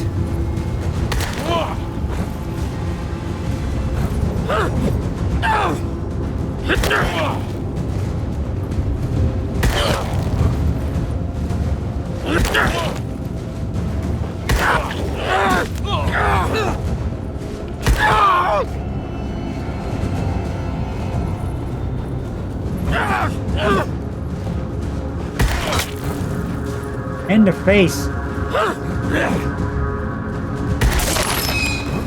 Okay, that's broken now.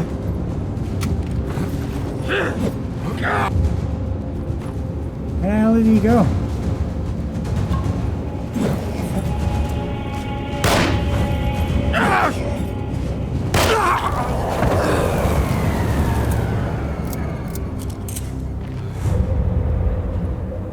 Let me pick up those bullets. Now I don't have a melee weapon anymore. Hey, no wasting bullets, right? Can I pick up his weapon? No.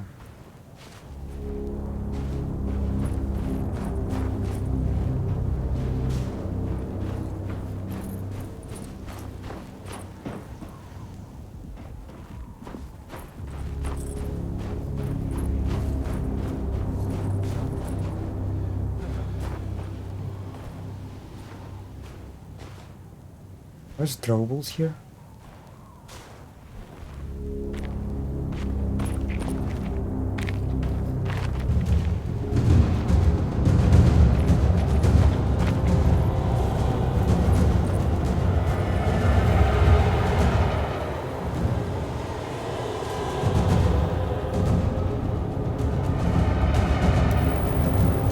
Align the stars.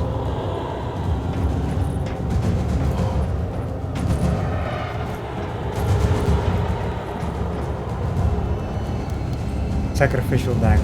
Okay.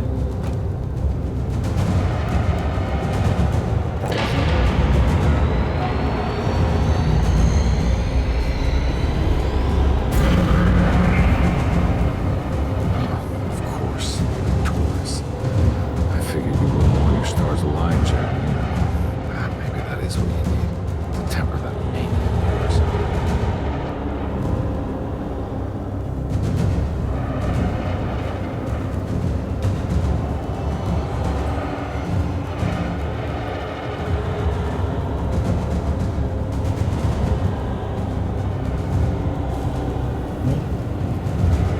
pop-ups. Anyway, align stars. Tab, rotate discs, and switch.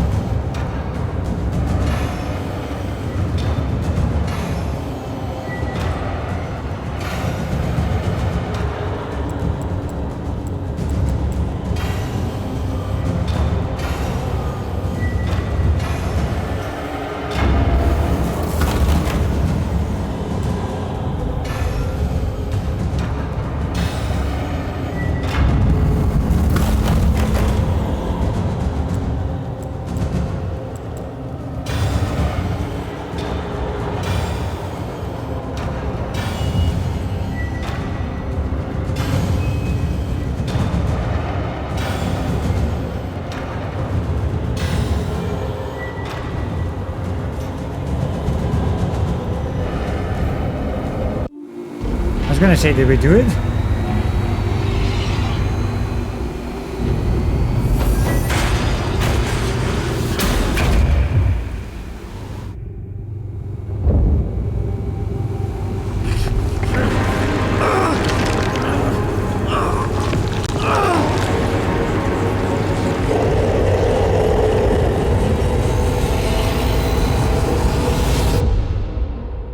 It's very loud.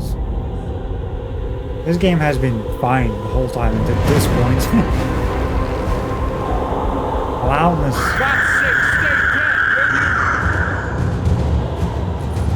What the hell is this crap? What has bullets?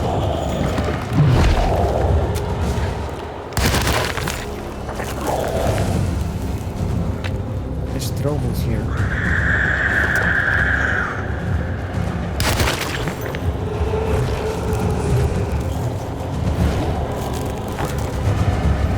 Why is there no Molotovs?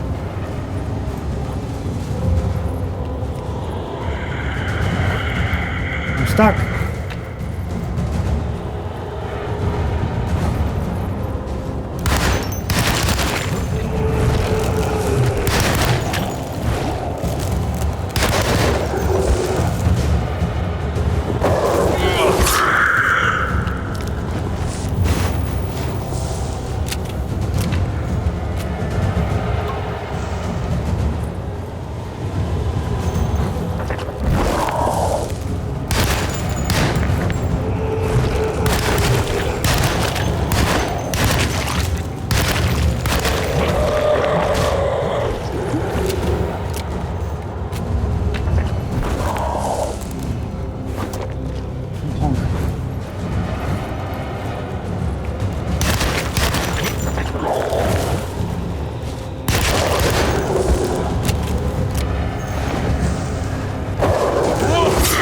Stop!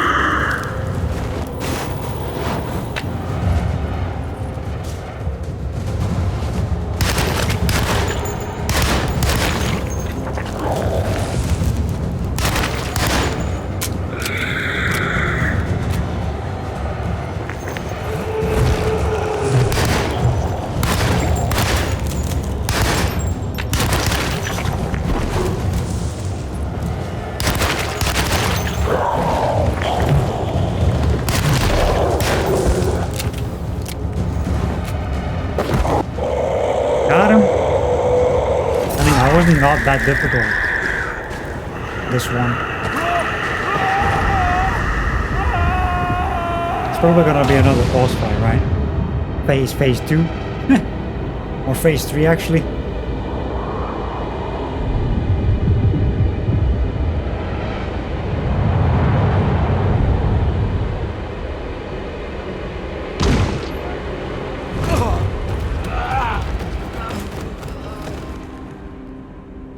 Well, back at the mansion, I guess.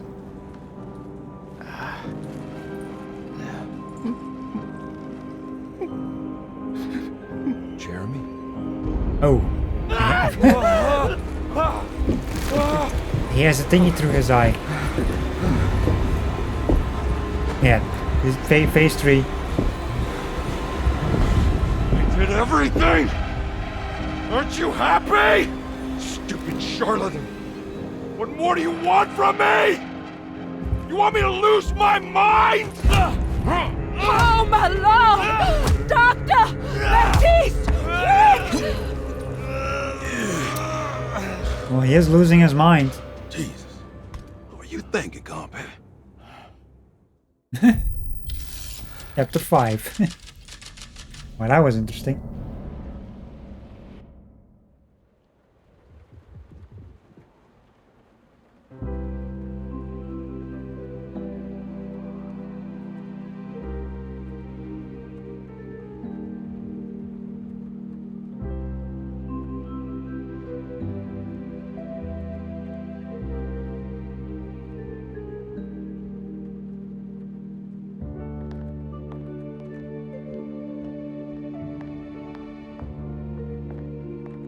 You awake?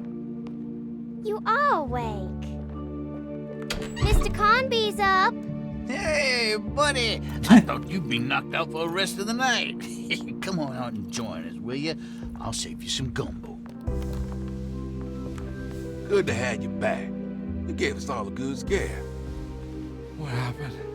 You had a psychological breakdown. Sorry for manhandling you, but you're being violent. You stabbed Jeremy and then punched Dr. Gray. Are they... okay? Jeremy's a little strange, but everything's back to normal. Is it though? All thanks to you, combat. You want to try standing up? So wait a minute, what's this chapter 5 then? You cannot tell me that. Well, if it isn't the hero of the day. How are you feeling, detective? Never better. How about you two? Hey, Jeremy, I didn't do too much damage, did I? Things are fine. Very quiet. What's up with him? Painkillers? No. You see, despite you having the finesse of a one-eyed butcher, you managed to lobotomize dear Jeremy. I did what? It's actually quite impressive. It's not like I hadn't considered it myself. I just wish Jeremy could have been helped without reducing his personality to that of an oyster. But he's gonna live. Of course. As long as someone keeps feeding him, he'll outlive the best of us. What's with all the lights all of a sudden too? Everything was back to normal. Did any of it really happen? What had Conby actually been doing all night? Exactly, what the fuck? This game, man. I mean, it's kind of like Alan Wake, all the weirdness in one game, and still not understand what the fuck is going on. Go back to New Orleans with Jeremy and Emily Hartwood.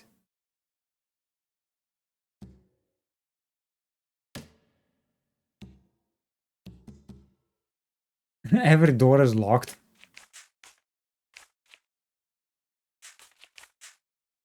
And Dr. Gray's apartment is still pink. That door is still like showing that it's locked.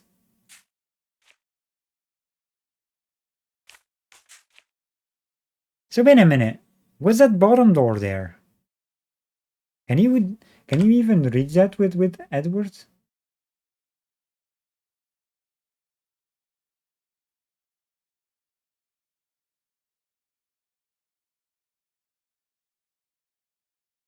I wonder.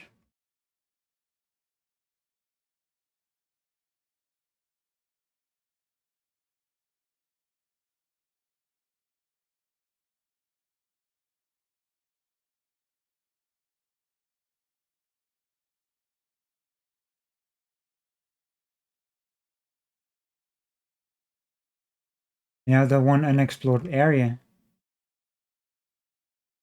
I think that's an Emily thing. Yep, it's an Emily thing. There's a bunch of people to talk to though, because I saw conversation options.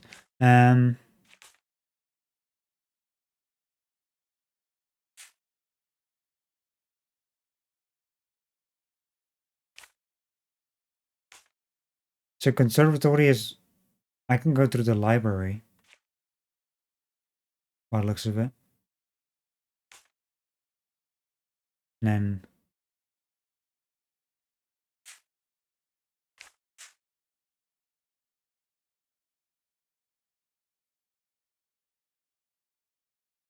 oh. Let's talk to these peoples. Does Emily know about Jeremy's condition? Yes. She seems to be handling it quite well under the circumstances.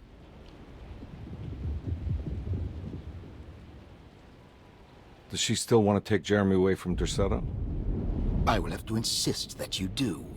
This is not that kind of institution. Jeremy, hang on for a little longer, okay?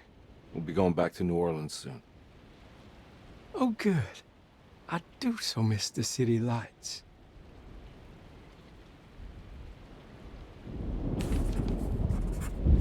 Case closed.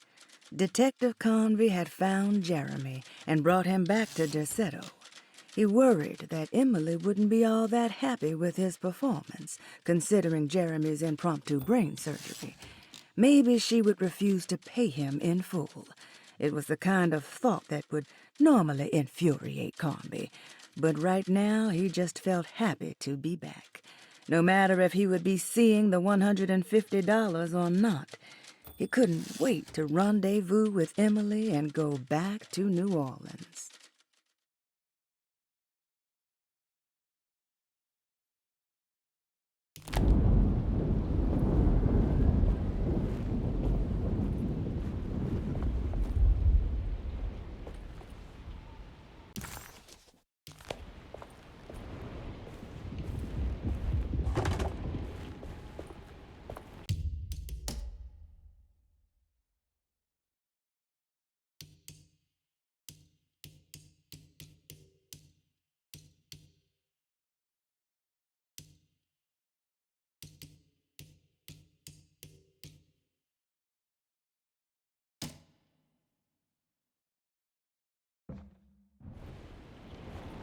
Okay.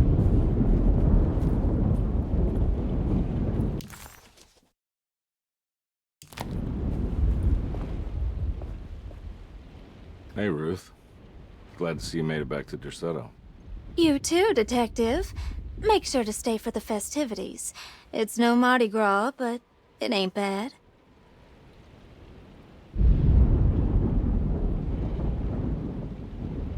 You seen Emily around? I saw her packing some things into that old jalopy you arrived in about an hour ago. I'm sure she hasn't given up on you yet.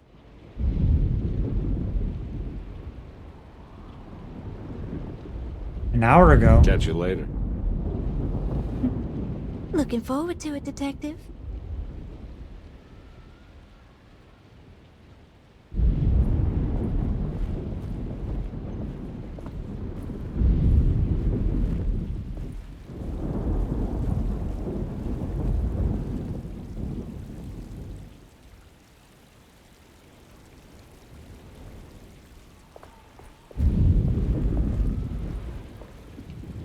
Good to see you back on your feet, Detective.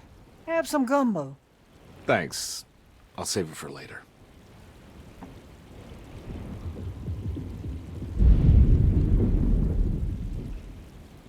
Seems like everyone's in a pretty good mood. The Eve of St. John is the most important date of the whole year. It's the only day when the black goat of the woods tends to her young.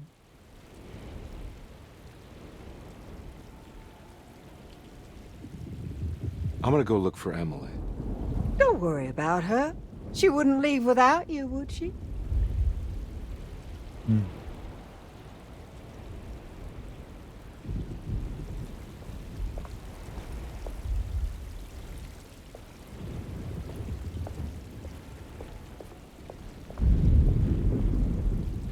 Alright, tell me, what the hell's about to happen here? Every year we have a little turn-the-page ceremony by the tree. It's symbolical. It's like life has its cycles of grief and happiness. You know? Just like a tree facing the seasons. Things change, but remain the same.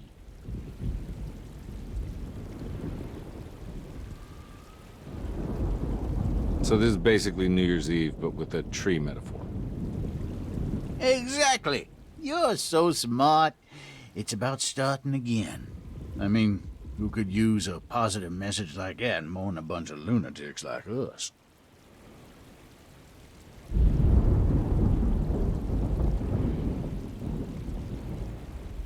I get the feeling some of you think this year is going to be special. Any idea why? Well, we got some new words, thanks to your buddy Jeremy, and some other changes to the program. Let's just say we're all in this year. This is very interesting though.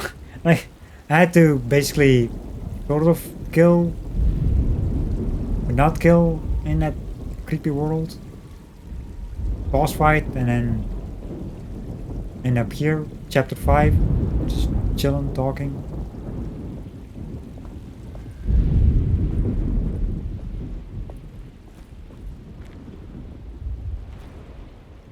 Hey, kid. What are you up to? Preparing for the ceremony. I don't want to disappoint Mother.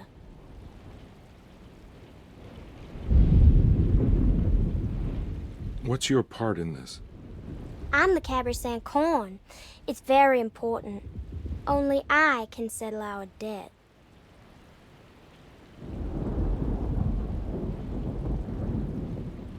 You know, I had my doubts, but you are in the right place, Grace. I think you might be right. For once. For once.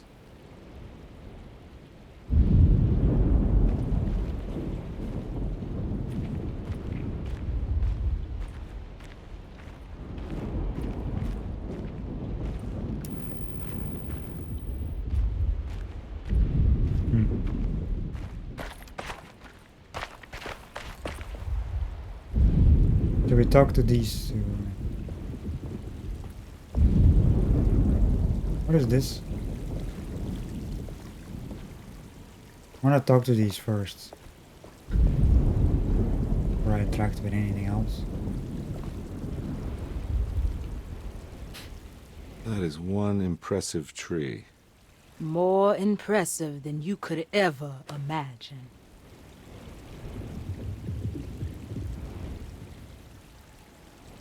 So how does this all work? You dance around chanting? For the ritual, I mean? Stay and find out, Detective. It might just do you good.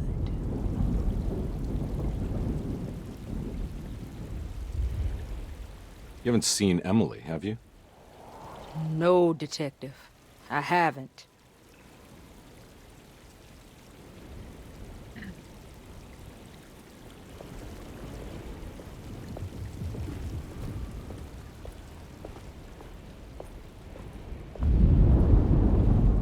What are you looking for? Just keeping an eye out for the storm. Radio says it could be a wild one. You don't know where Emily is, do you?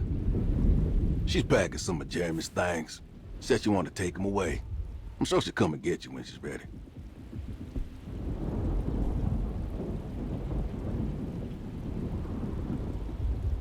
I should probably get a move on then.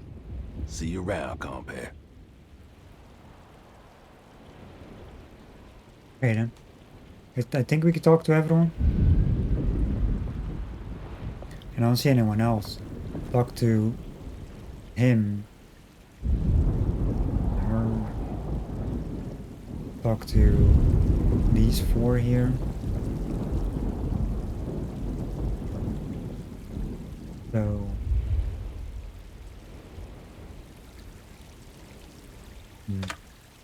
Yeah, I think I talked to everyone.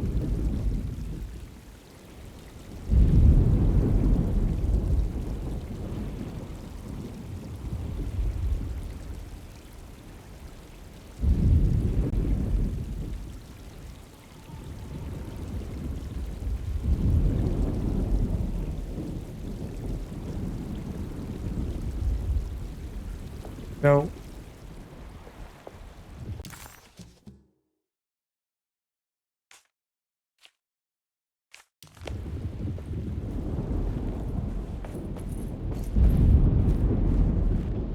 I think we have to interact with the thingy.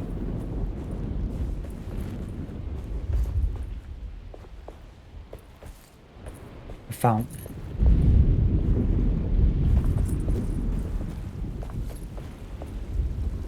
Just make sure we don't have anything popping up anymore. Bubbles. Because those are like tiny icons. Okay, there's nothing left. Wait for Miss Hartwood. Yes. Everyone knows what to do? Y'all know the new words. Mrs. Thompson, we talked about this. I'm not sure everyone is comfortable. Doctor, I insist. This is important. We've waited for so long. Boss fight? Let's just go with the old. Who's this gonna Not every be? change is an improvement. Boss, good or bad, we need to move forward. All in, Doc. Let's bet it all. But we don't know what we're dealing with. It'll be okay, Doctor. Better even.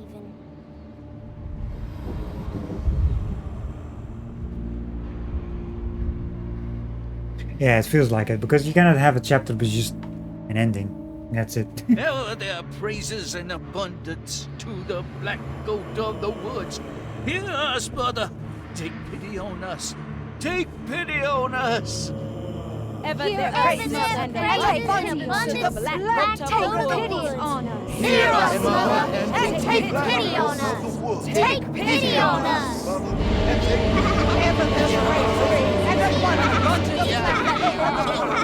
Emily on top there.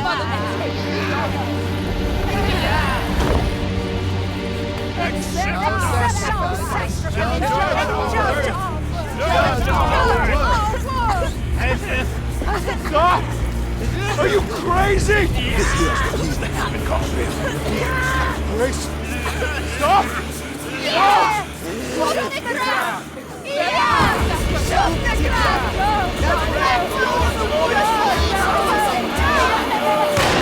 Stop in the ground! Yeah! Stop in the ground! Get my uncle out of here!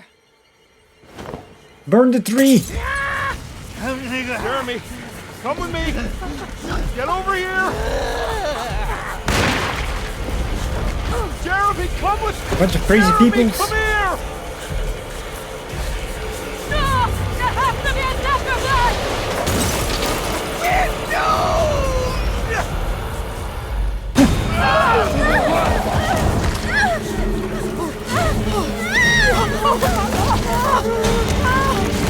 Jeremy!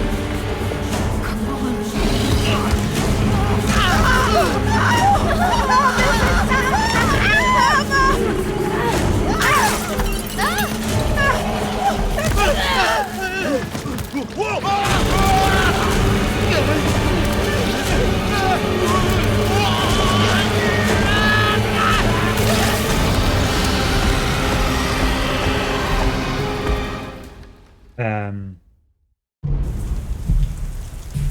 What the fuck just happened?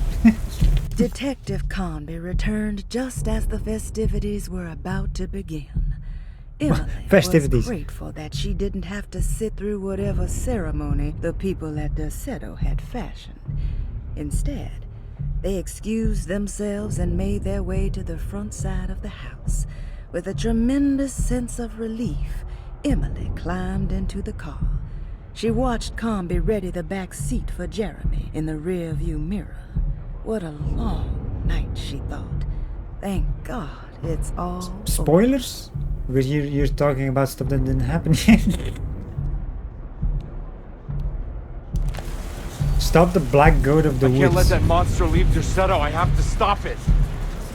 Lots of murder happens. Murder 3.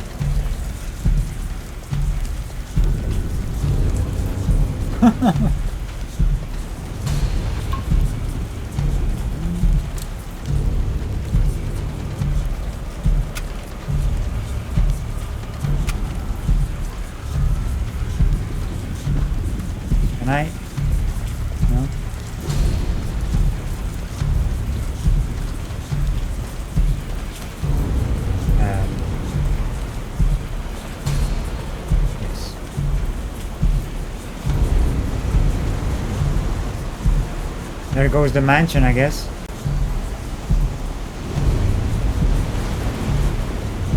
Where the hell do I need to go?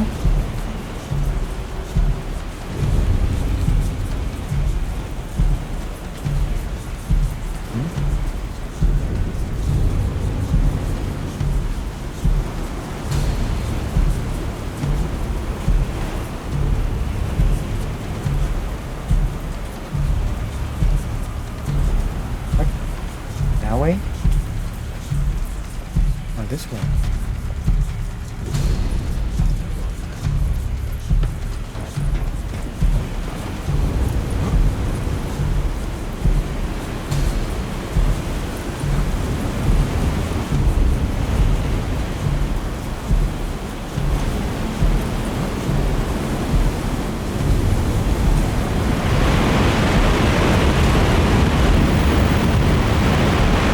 Why so loud?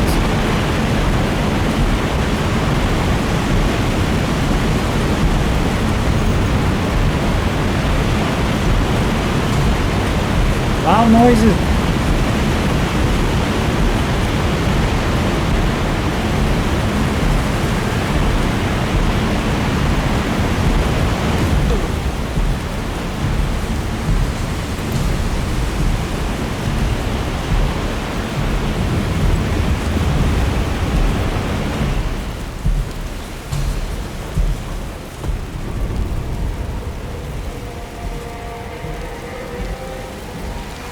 See, this is what I expected from an ending.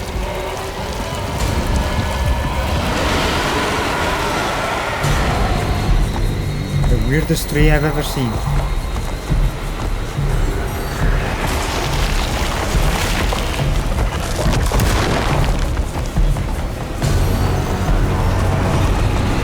So what do I need to shoot?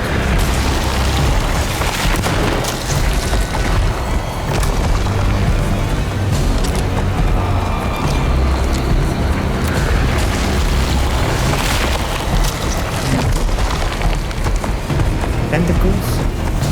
There is a zit there.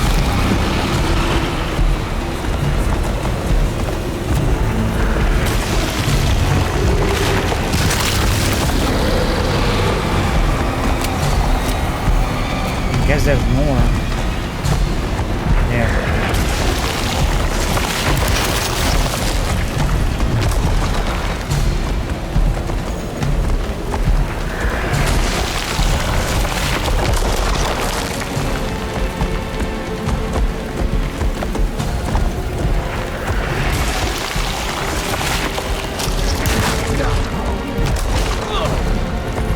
Loot.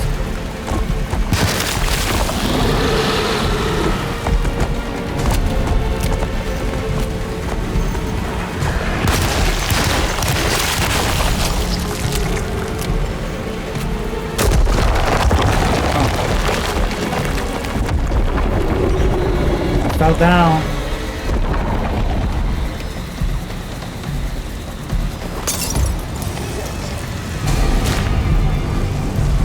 Maybe don't run in the fire. Oh.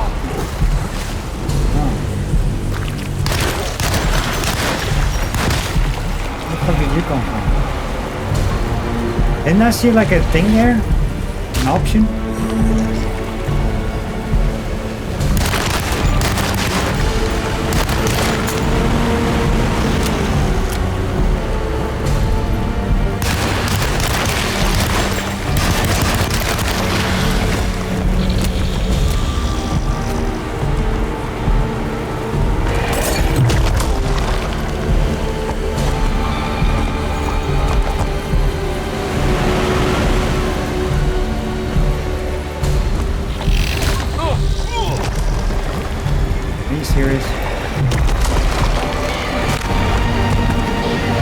I see his legs.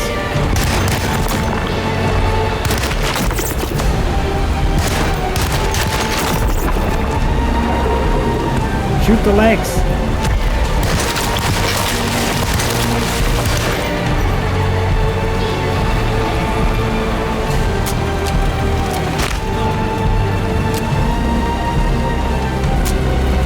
God dang it.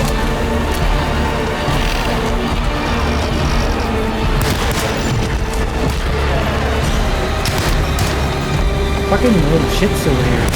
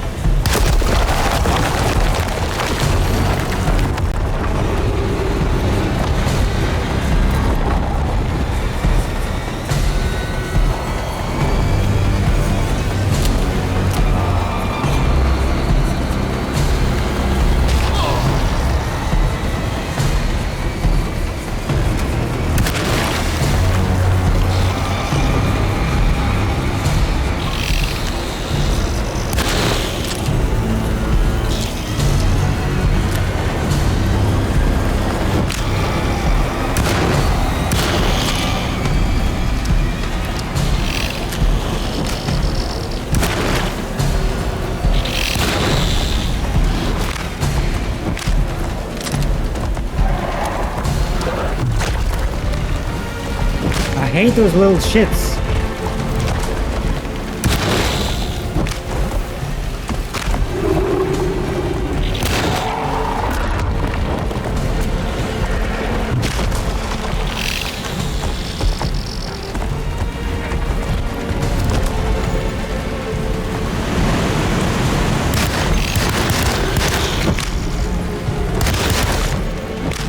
Hell, is there like no healing? Anywhere? I'm getting slapped all over the place.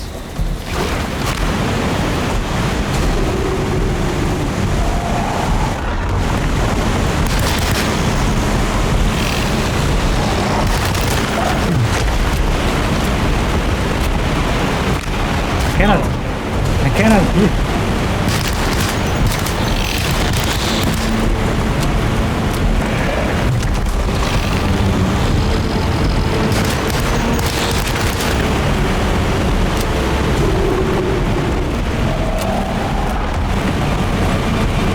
Why is everything so loud?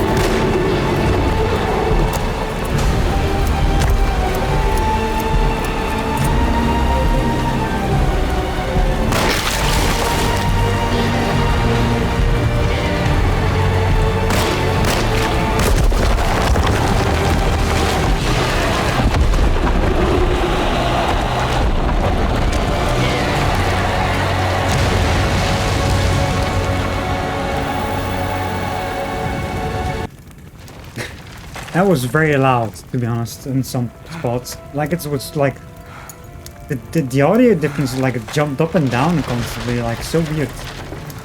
And they need to fix that for sure. Detective. Oh, what the hell was First try, by the way. I tried to tell you.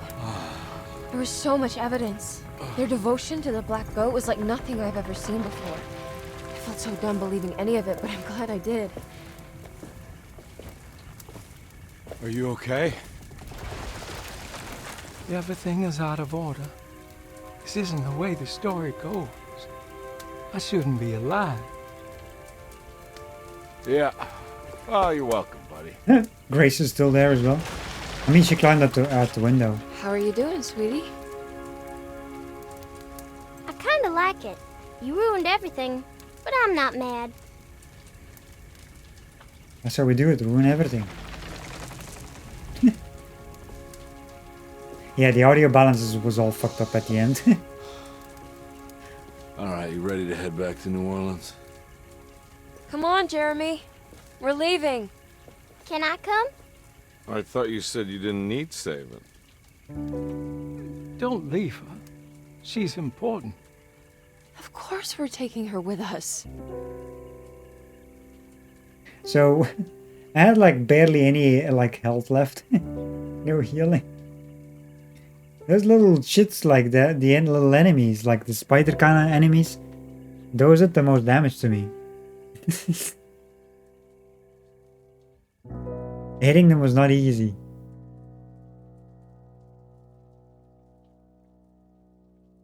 But that was some game for sure. Crazy. I enjoyed it.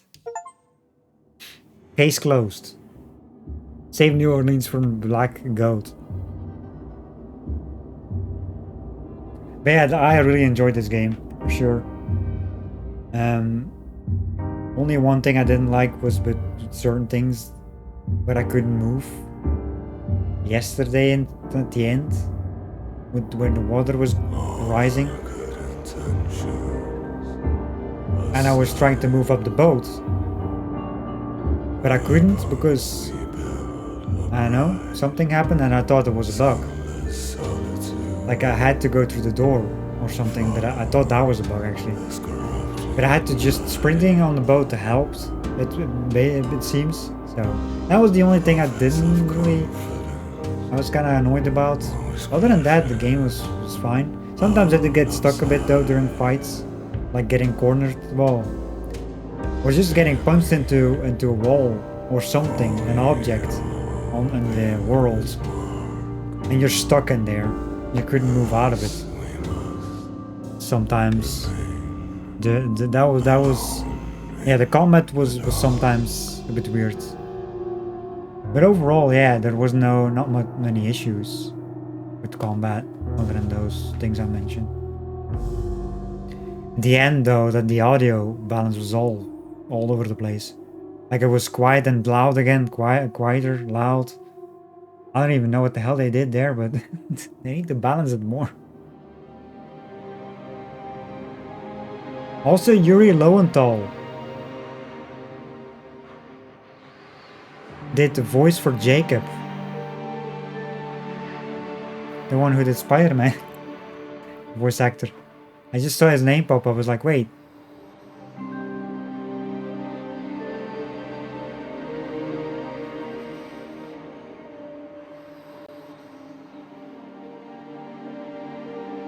He's in so many games as well, it seems.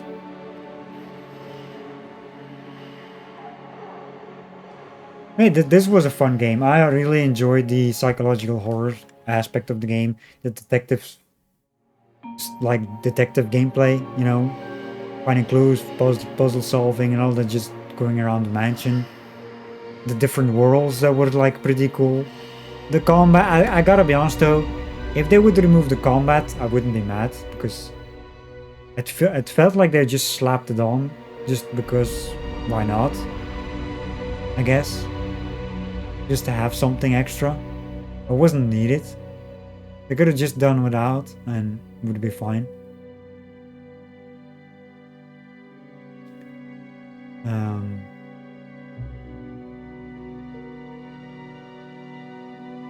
Because the combat was not that difficult either. I mean, sometimes because you get damaged because half the time I got stuck on some stuff. But other than that, I didn't really have issues with combat. I mean, there was plenty of ammo lying around and health.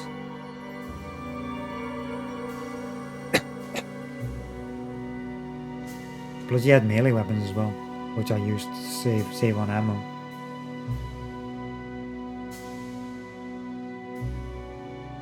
Yeah, this was fun. I enjoyed it, for sure. It was a nice playthrough. 2.5 hour stream as well. I think we did like between 15 16 hours.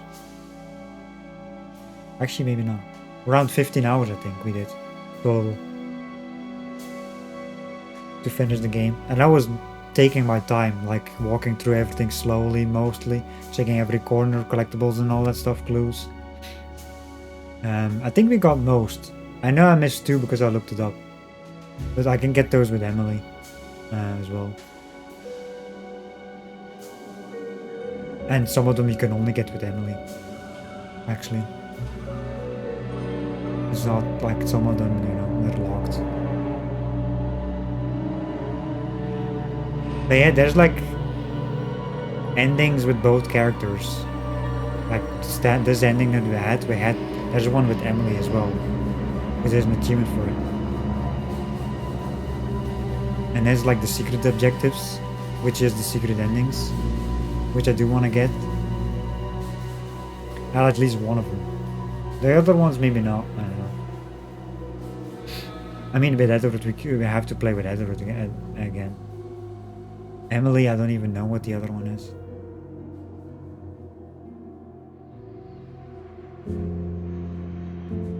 You have the attic thing. I need to look that up. The other secret objective with Emily. There's one where you can do it with both characters. But there's an ending with where you can only have it with Emily or Edward. And I was with the 3, by the way. That we know one of them with the 3 because we found all the collectibles for it, and there was an objective showing which we couldn't do on this playthrough. It's impossible. Basically.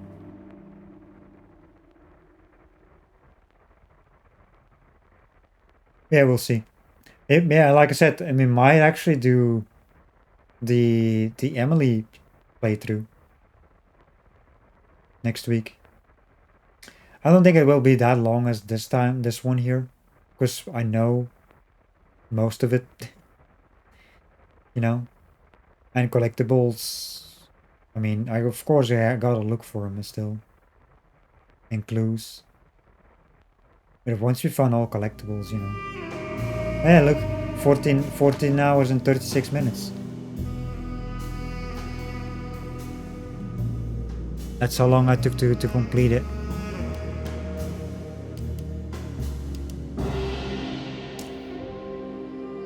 You should be able to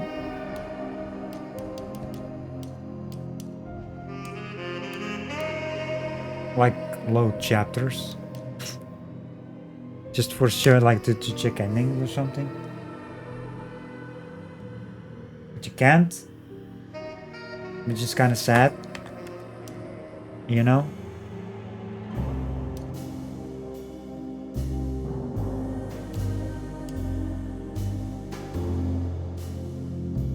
But this was fun. I enjoyed it.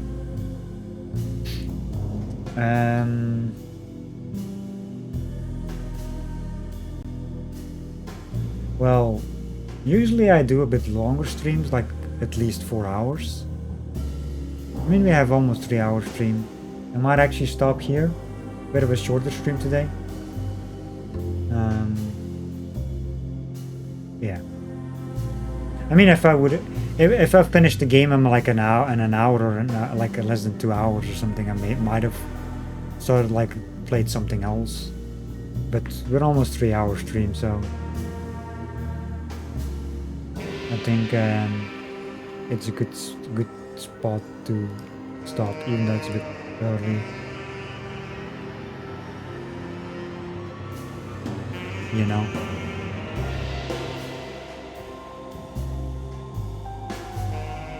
Even though it's a bit early.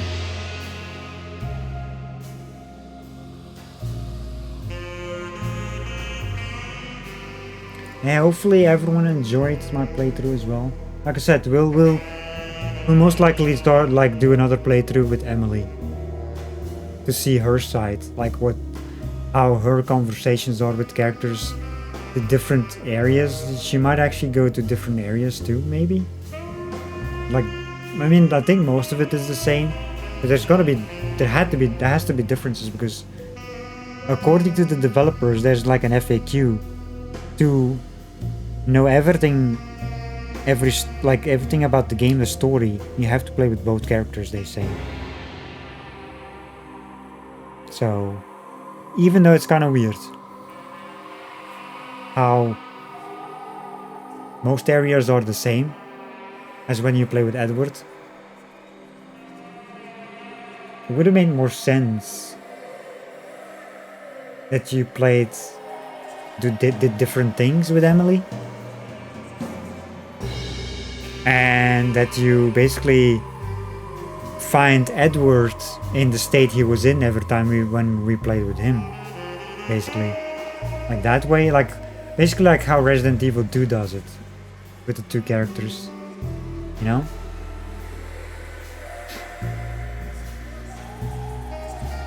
This one is not like that. I mean, there of course there are differences, like I said, but there's not everything is different. Kind of sad about that. Also, like I said, I like the music. It's very chill. Very chill. But yeah, I highly recommend this game though if you like psychological horror, detective kind of games.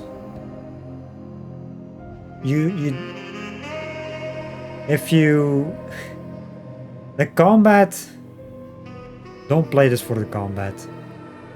Nah, this is not the one. I mean, there's like little areas you had to fight enemies, but it was, it wasn't needed. And the boss fight, I mean, it was a thing, I guess. I mean, that made more sense. The boss battle made more sense to have a fight. But other than that, the rest just didn't felt like needed.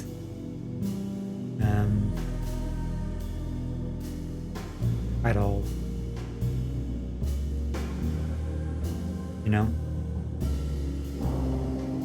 I played psychological horror games before where the combat was that there was none. Or you had to like run away or whatever. Yeah. And they felt good as well. So they can do it without. I mean, it kind of makes sense. You know, you're a detective, you have a gun. I guess. So does Emily have a gun then as well if you play with Emily? I mean, she has to, right? Even though in the beginning of the game she asks Edward if he has a gun. But she doesn't. So that's gonna be interesting. I want to find out how she even gets to a gun. Maybe she takes weapons, I guess. Like how we find weapons with him. I want to play with her side. That's probably gonna be around 3 streams, maybe not 4, 2-3 streams, depending how how thorough I am with finding collectibles. Do you want to find all of them? You know. Let me see the endings. Alone in the Dark. Endings. How to get all endings. Default ending with Edward and Emily. Yeah, that's what we got.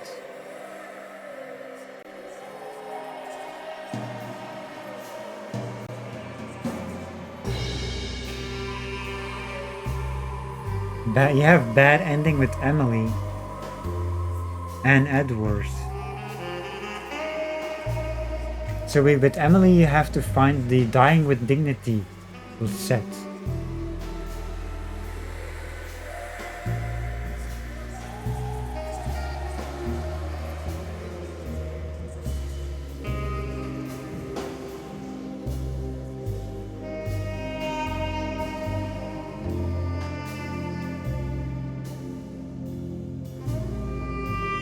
And you have the bad ending with Edward.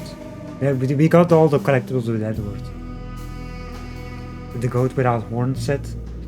With the tree. I don't think I'm gonna do the bad ending with Emily though. When I play. And with her. I want to do the other one. I mean, we can unlock that ending, most likely. Yeah, see her secret ending. And that's completely all the world's stage set.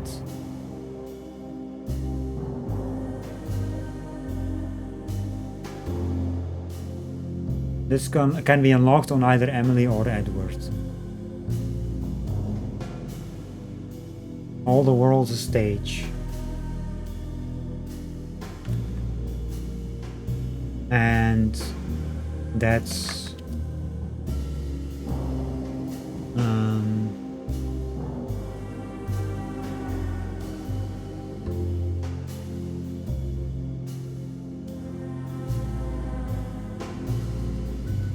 let me see.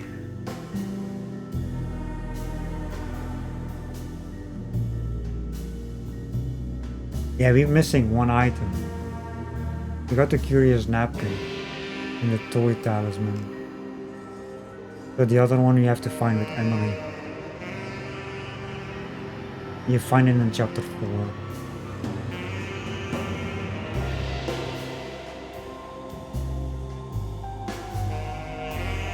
Okay, I want to do that one because the default ending is the same as with Edwards, with Emily. We don't want to see that same thing, you know. To me, it's not worth it because it's just the same thing.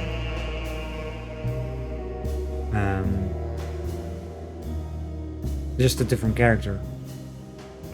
Like the rest of there's differences in during the game, but the ending is completely the same. Except I guess at the end, Edward shoots and burns the tree or something. I guess from the top instead of Emily.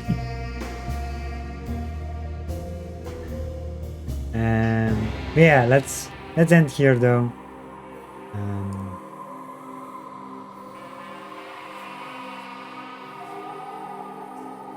I would raid with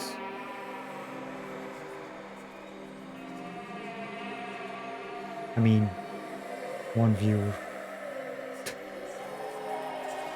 Is it even worse than that? Not really. Nope. Not really gonna raid with just that. Not worth it for me. But we're gonna end here though. There's a few people streaming, I think, though. Right now. Few people.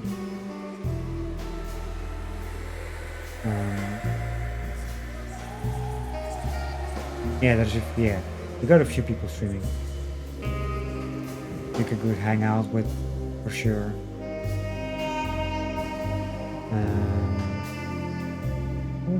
This was fun.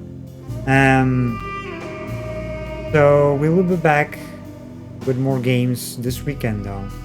Sunday we'll be playing some more Helldivers. You know, our usual shenanigans on that game. Monday we'll start the second playthrough on Alone in the Dark, as I said, with Emily, and see how her side of the game is. Get the secret ending as well, and see how long it takes, you know. Hopefully we'll find everything, because I think there is achievements for that. Actually, before we end, let me check the achievements. Break the Pact of the Dark Man.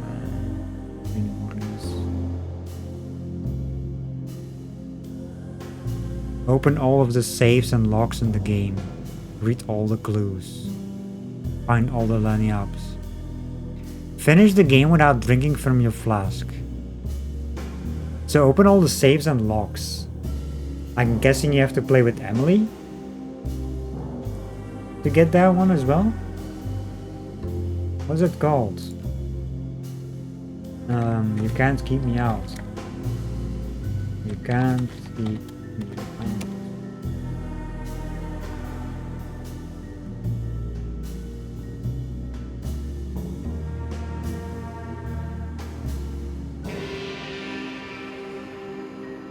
Yeah, the safe in the clerk's office, the warehouse safe, empty room safe,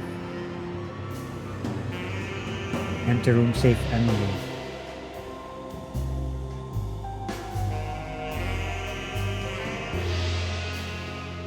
So...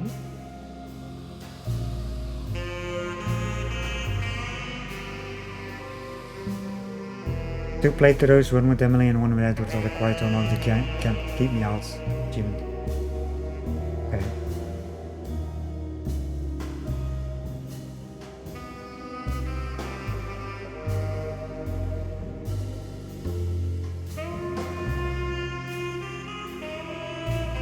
You have to open all 3 saves in both runs. Edward and Emily. Open the save and raise off twice per run.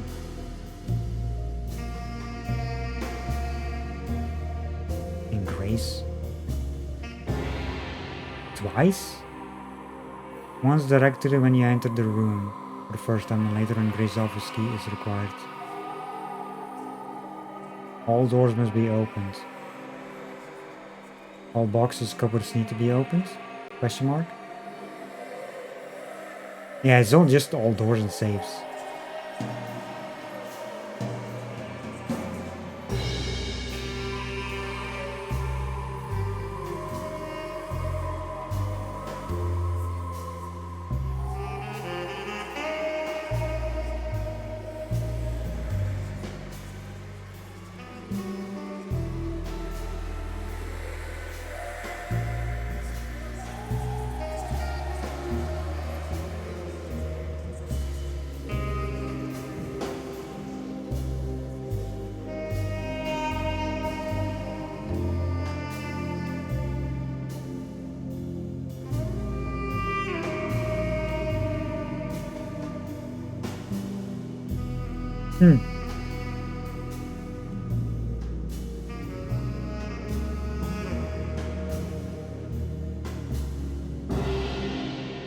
I think that's because there's a door locked, but you can only get with Emily, I think.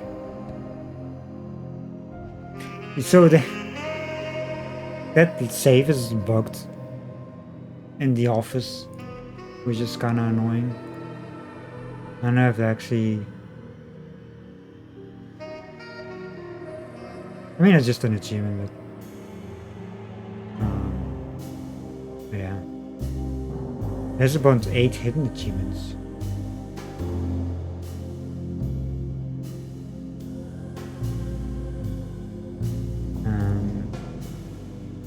Well, I can check those on Steam. Like the website itself, not the in-game thing. Finish the game in 3 hours or less. And then the secret endings. Save basically different parts with Emily.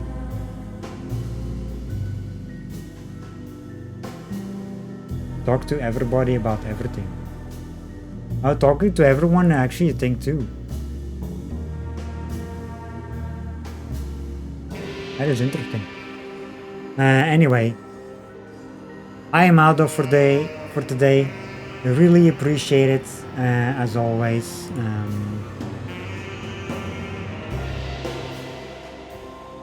Thank you for hanging out. We'll be back this weekend with more games. More Alone in the Dark next week, playing with Emily. Have a great day, evening, or night, everyone, and I'll catch you all next time. And thank you for hanging out as well, Blackbird. Really appreciate it. Anyway, bye everyone.